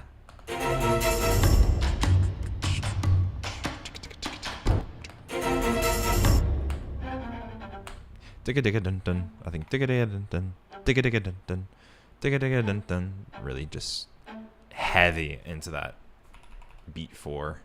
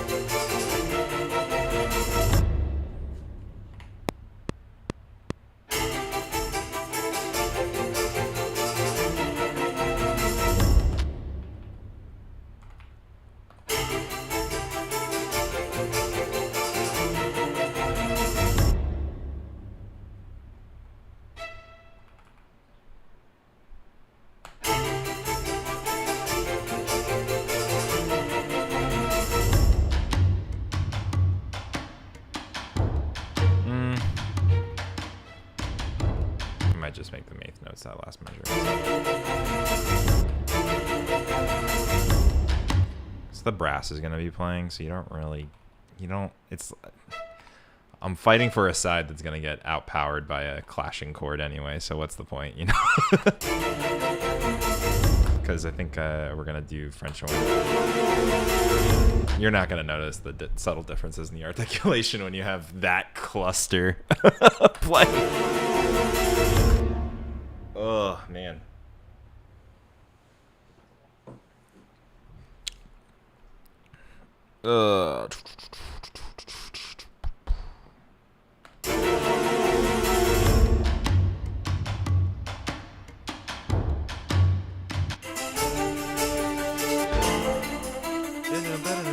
I'm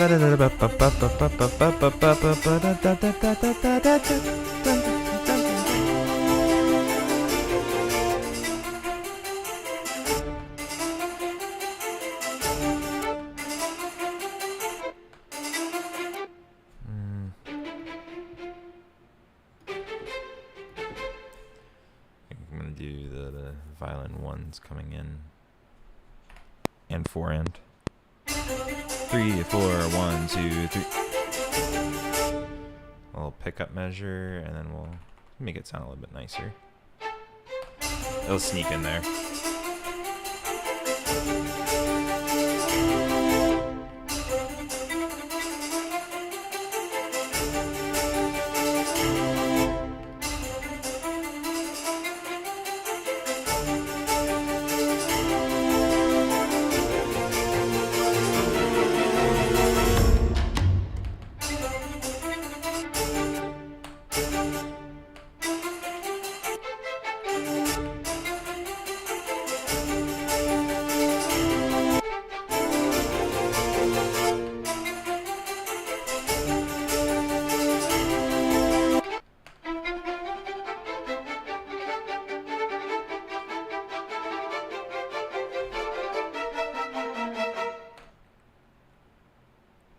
Something's not right.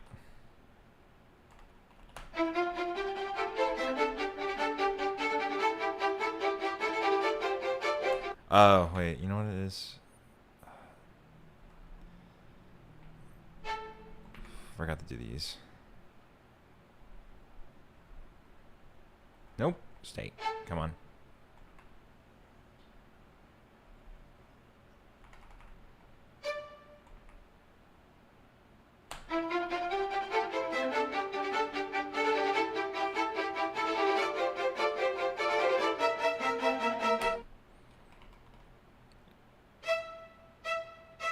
These are just eighth notes. We can make them heavy.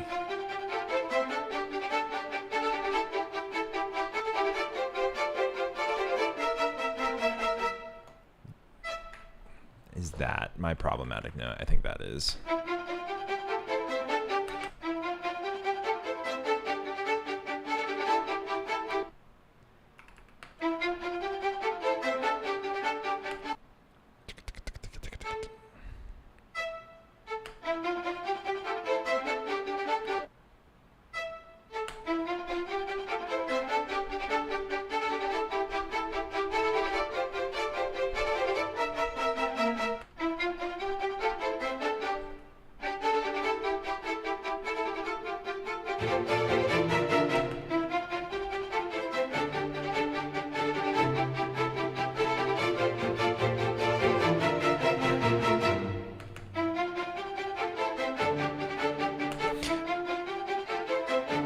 It's like beat 2 of when it starts getting into that dun dun dun dun. Beat 2 of here. Something is. Oh wait, it's right there. Never mind. If I looked at the MIDI region, I would have been able to. That's better. That okay. Oh, that was a 16th note over, and it was just driving me insane.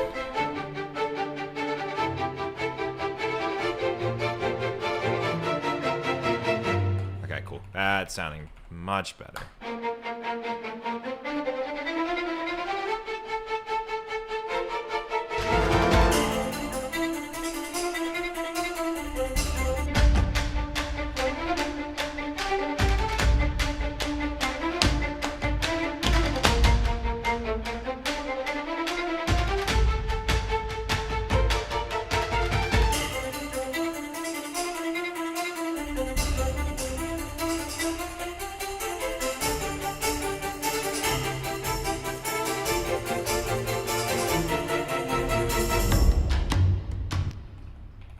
Okay, 2 notes, then I'm going to take a quick break. Drink a coffee, so I have to pee again now.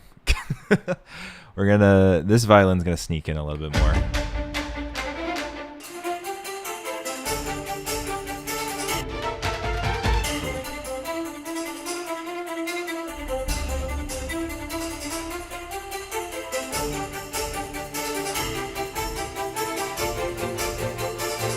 My other note is that the dynamic shift between this and this needs to be crazy. It's a subido. So this section needs to be quieter, quicker. So particularly this guy right here.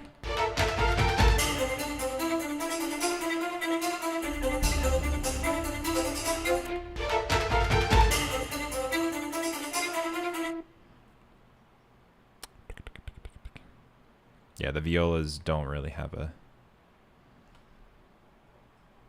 Needs to be that. That's why I love using like Cubase/Nuendo. This feature right here, Logic doesn't have it, but the ability to change your velocity regions and scale it so that you can like create like crescendos and decrescendos, that is such a huge feature for me.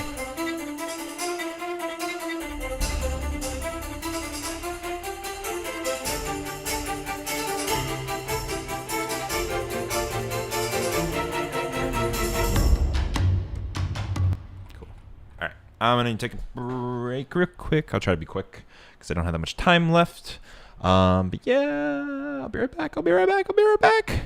3, 2, 1, break.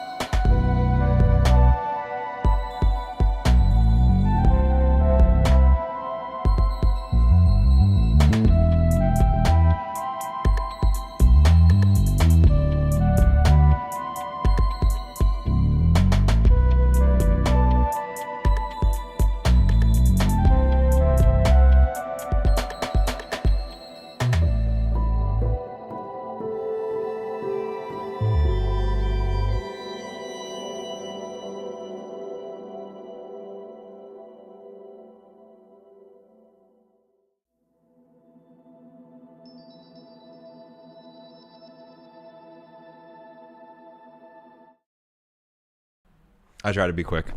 I tried. Oh, it didn't really happen though. All right.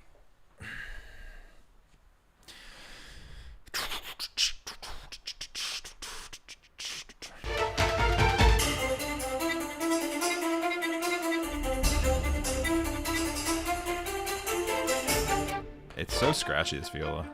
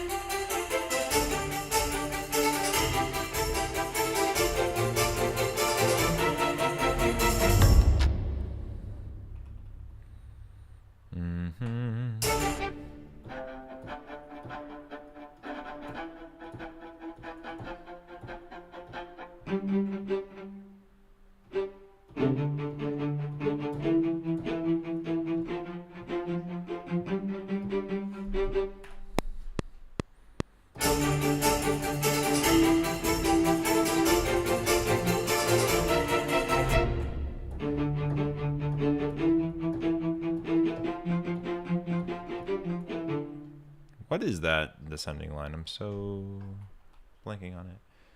E D D D D do do do. E D D D do do do do. Okay, so whoa.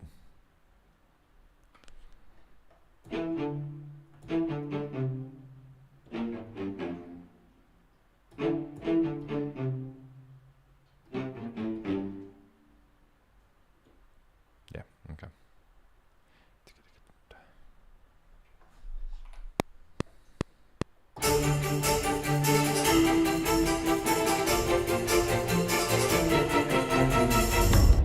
If I knew. Let's do that one.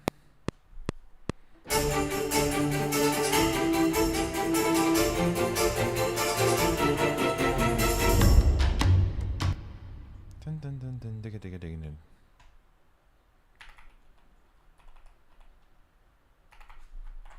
No, too far over.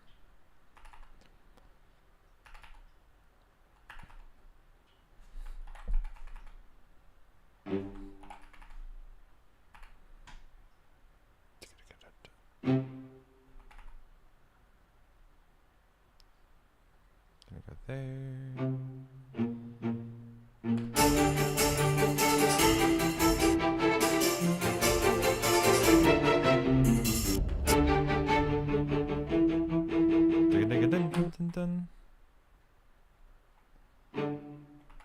No. I need to make process that automates that. Oh, man. I need to make a macro that automates that process of basically just dragging them over and doing these like measured tremolos. Oh. I feel like though I'm running out of macro or macros to do things on, you know.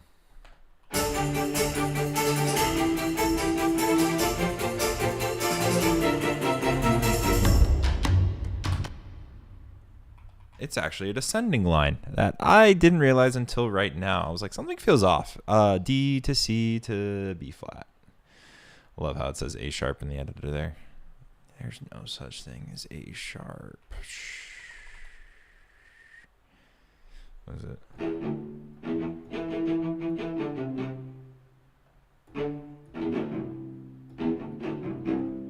That is...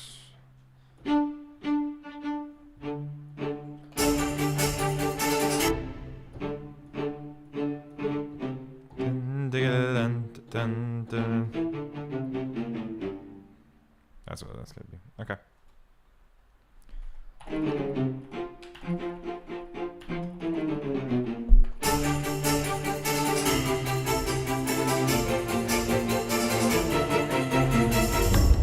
And the basses come in on the last one, which is...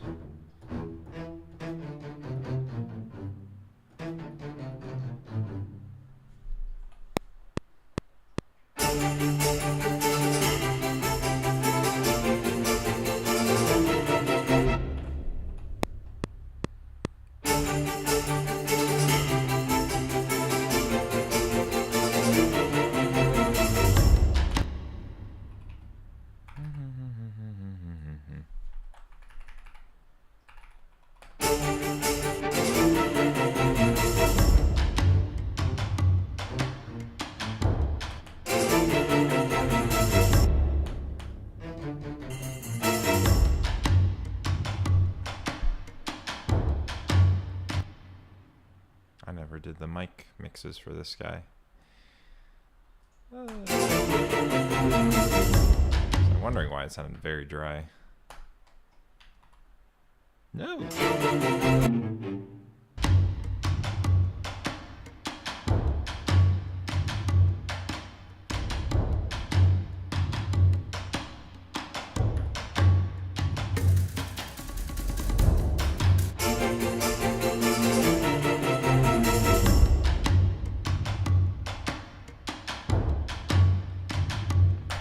Okay, cool. I'm not going to attempt the A section just because I'm still on the fence about the melody. I'm not a fan of it.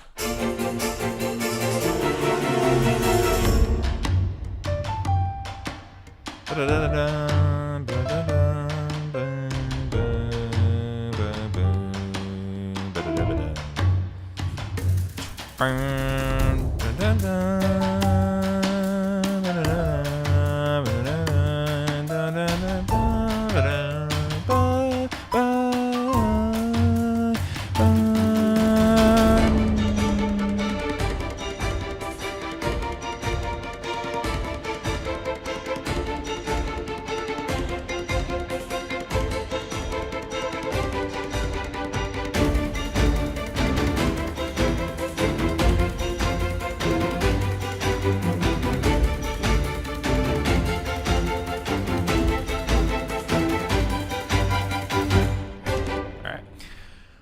We have a couple minutes left here before I gotta head out.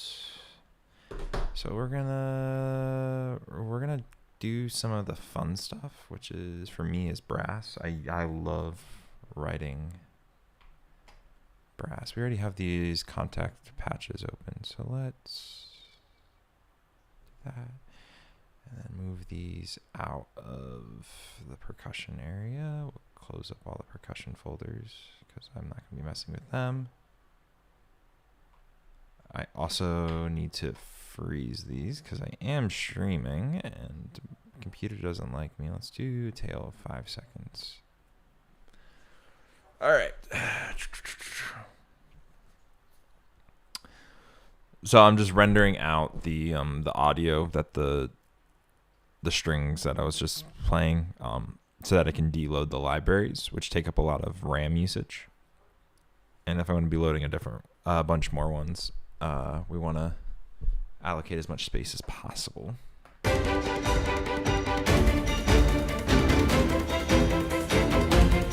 right, let's do good old-fashioned friend Cinebrass is going to be our savior here today. Okay.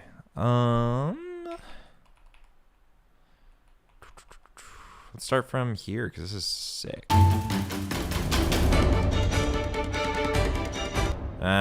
We can start at the beginning.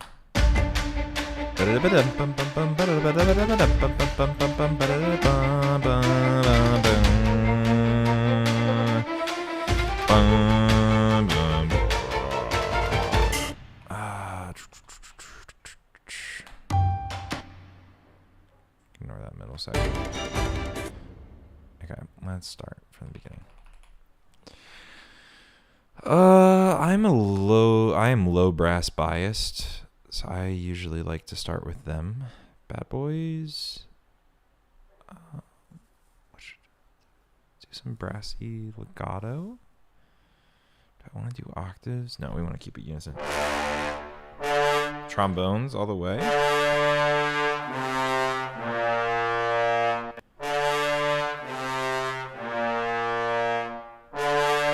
We want some of that close one.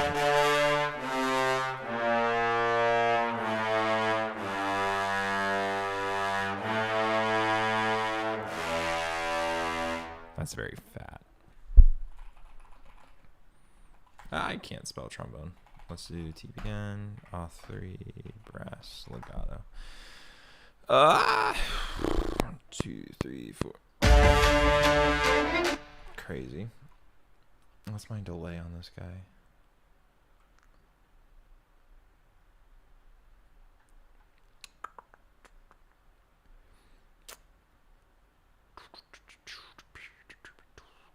Minus 100 ms. Okay, let's do 2, 3, 4.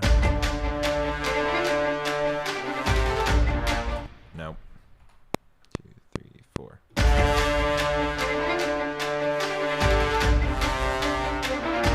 What did I write? That's a good question to ask. 1, 3, 4.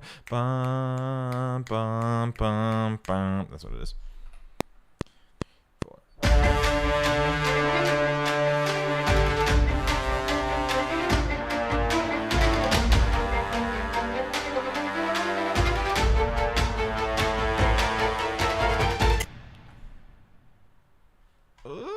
I don't want to make this poly legato, but I think I kind of want to, because I want to do those chords.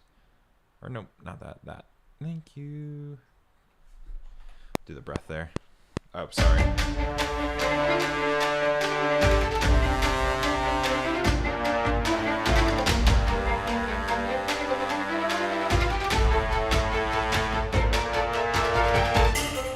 Nope. Ah!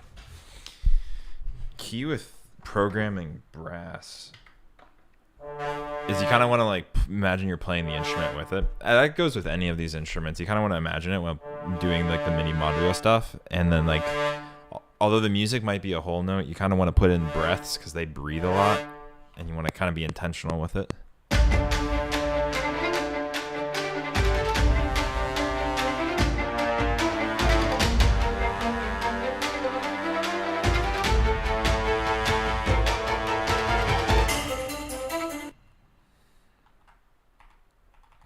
Kind of like that.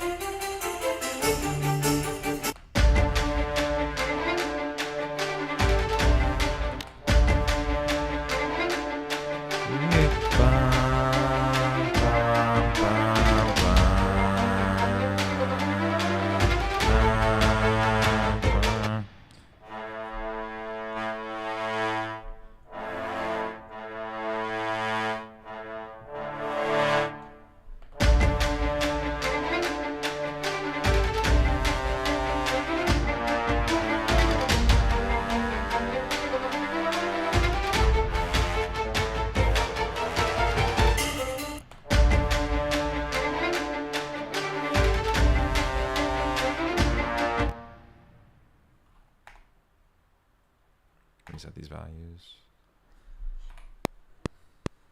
I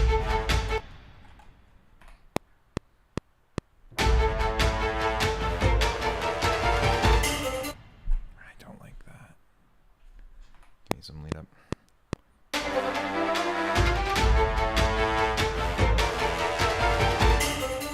That is all very loud and proud.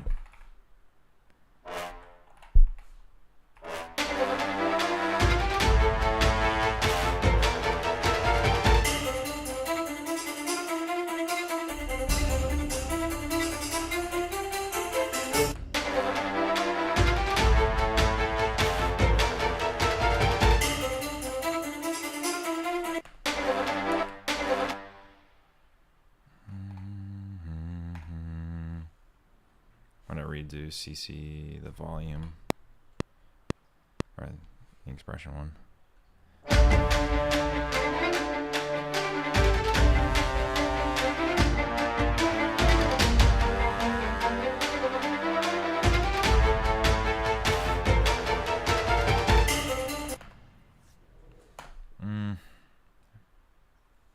Let's just redo that.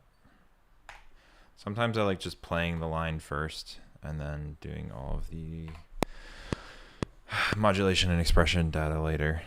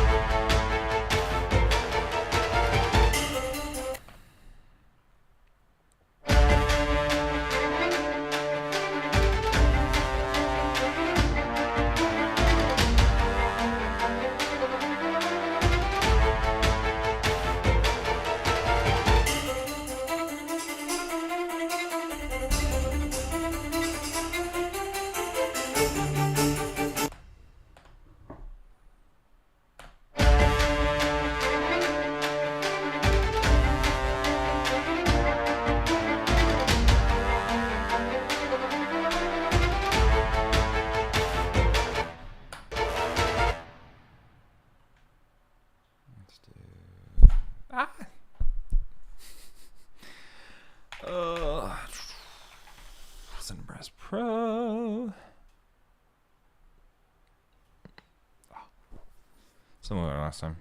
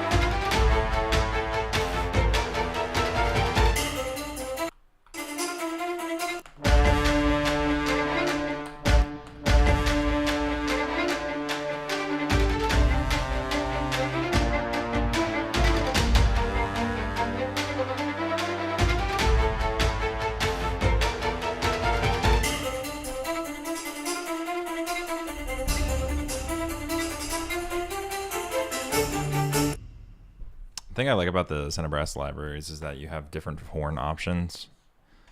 You have 2 horns, you have 6 horns, you have 4 horns in some of the other libraries, and then you have 12 horns, which is egregious, and you don't really get that often, so you probably don't want to use that one.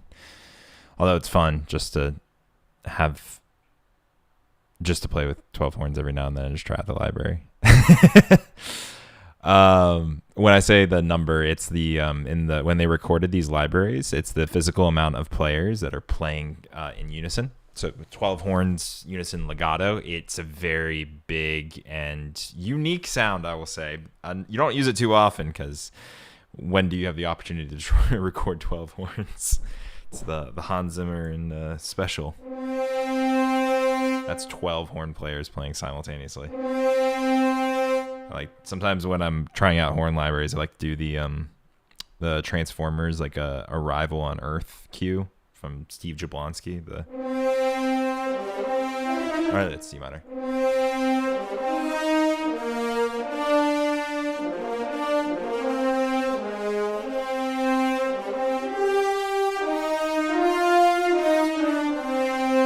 I love doing that with that. But that's 12 horns versus like 6 horns. It's really fun to have the different options. This is 6 horns in unison. This is also still fairly big.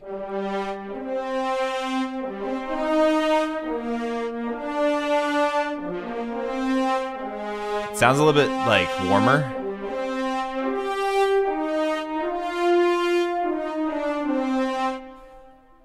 And versus 2 horns. We'll do that. A doigt is the French. That's what we write it in the score for.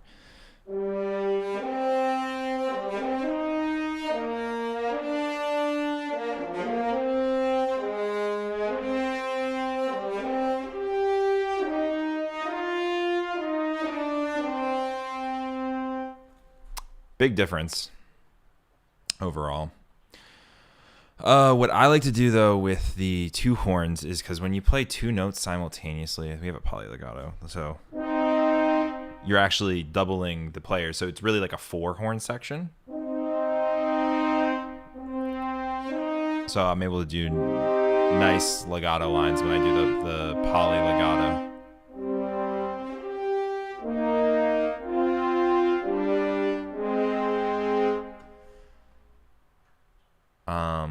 But in this instance, I think we're trying to go for just very big, bombastic, and kind of...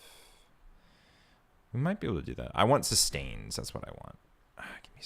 I'll do the split patches because I have so much fun with them. 2 horns, sustains. Ow, my back is killing me. And I gotta go soon.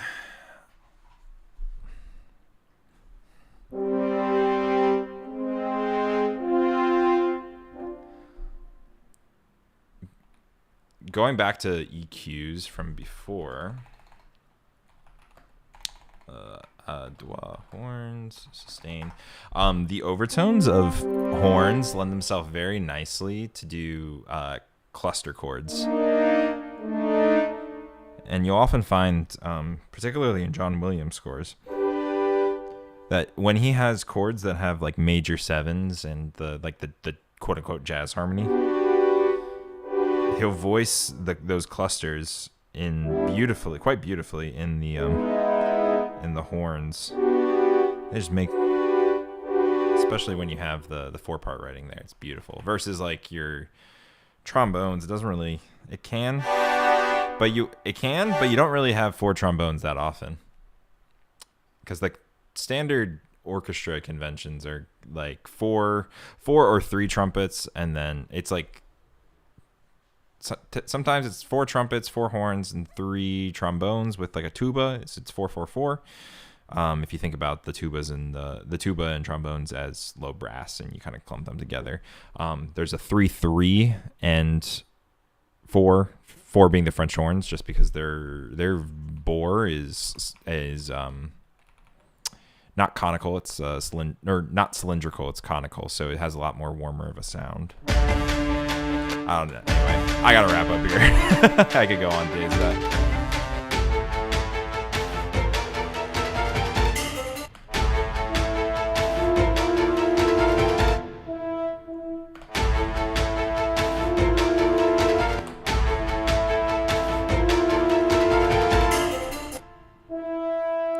1.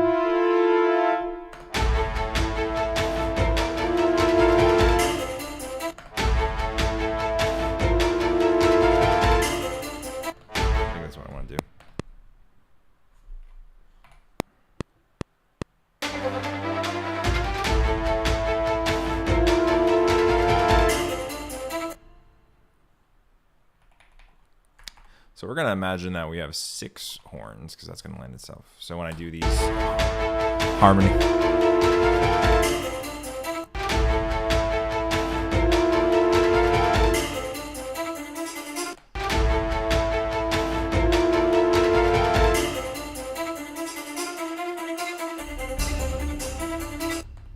That's all right. I'm literally going to be wrapping up here anyway, just because.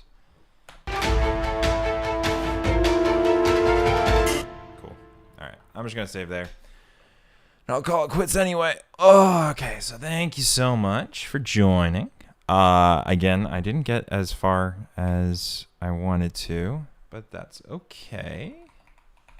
Because, again, I think what I'm going to do in the future, just after these past 2 streams,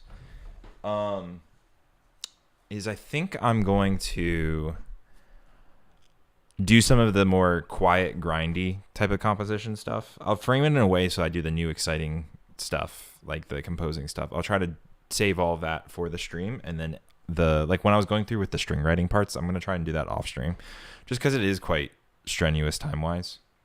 It is fun to watch, but it's incredibly boring too, especially because I'm trying to go for a very specific sound. But I think I'll finish up the string short articulation stuff, and then I'll try to save all of the fun composy and like the ear candy is what people call it, for the next stream. And I'll try to finish it in the next stream too, and then hopefully mix it and then close it and never touch it again, burn it with fire, stuff like that. Fun, exciting stuff. Anyway, thanks for sticking around. I'll play it what we have so far for one last thing before I go, but follow socials in the link below. I forgot to mention this clip comes from, I have that link below. It comes from a YouTube channel. He's really cool. It's Games Without Music. He has a fancy thing called a capture card. He goes through, plays a bunch of games and mutes all the music. So to showcase sound effects and voice acting. However, it's really fun to do rescores. He has a lot of scores up there. Go check him out. Go check me out. I also uploaded a couple of shorts recently, and yeah, thanks for watching, and yeah, we'll do one last final playthrough.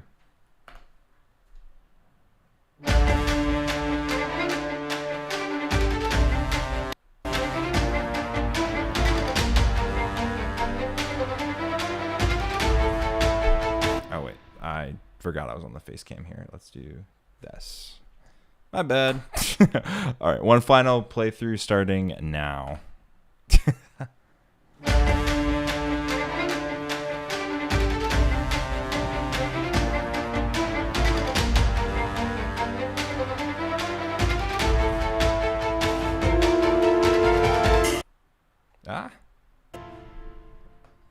Okay, we're starting again.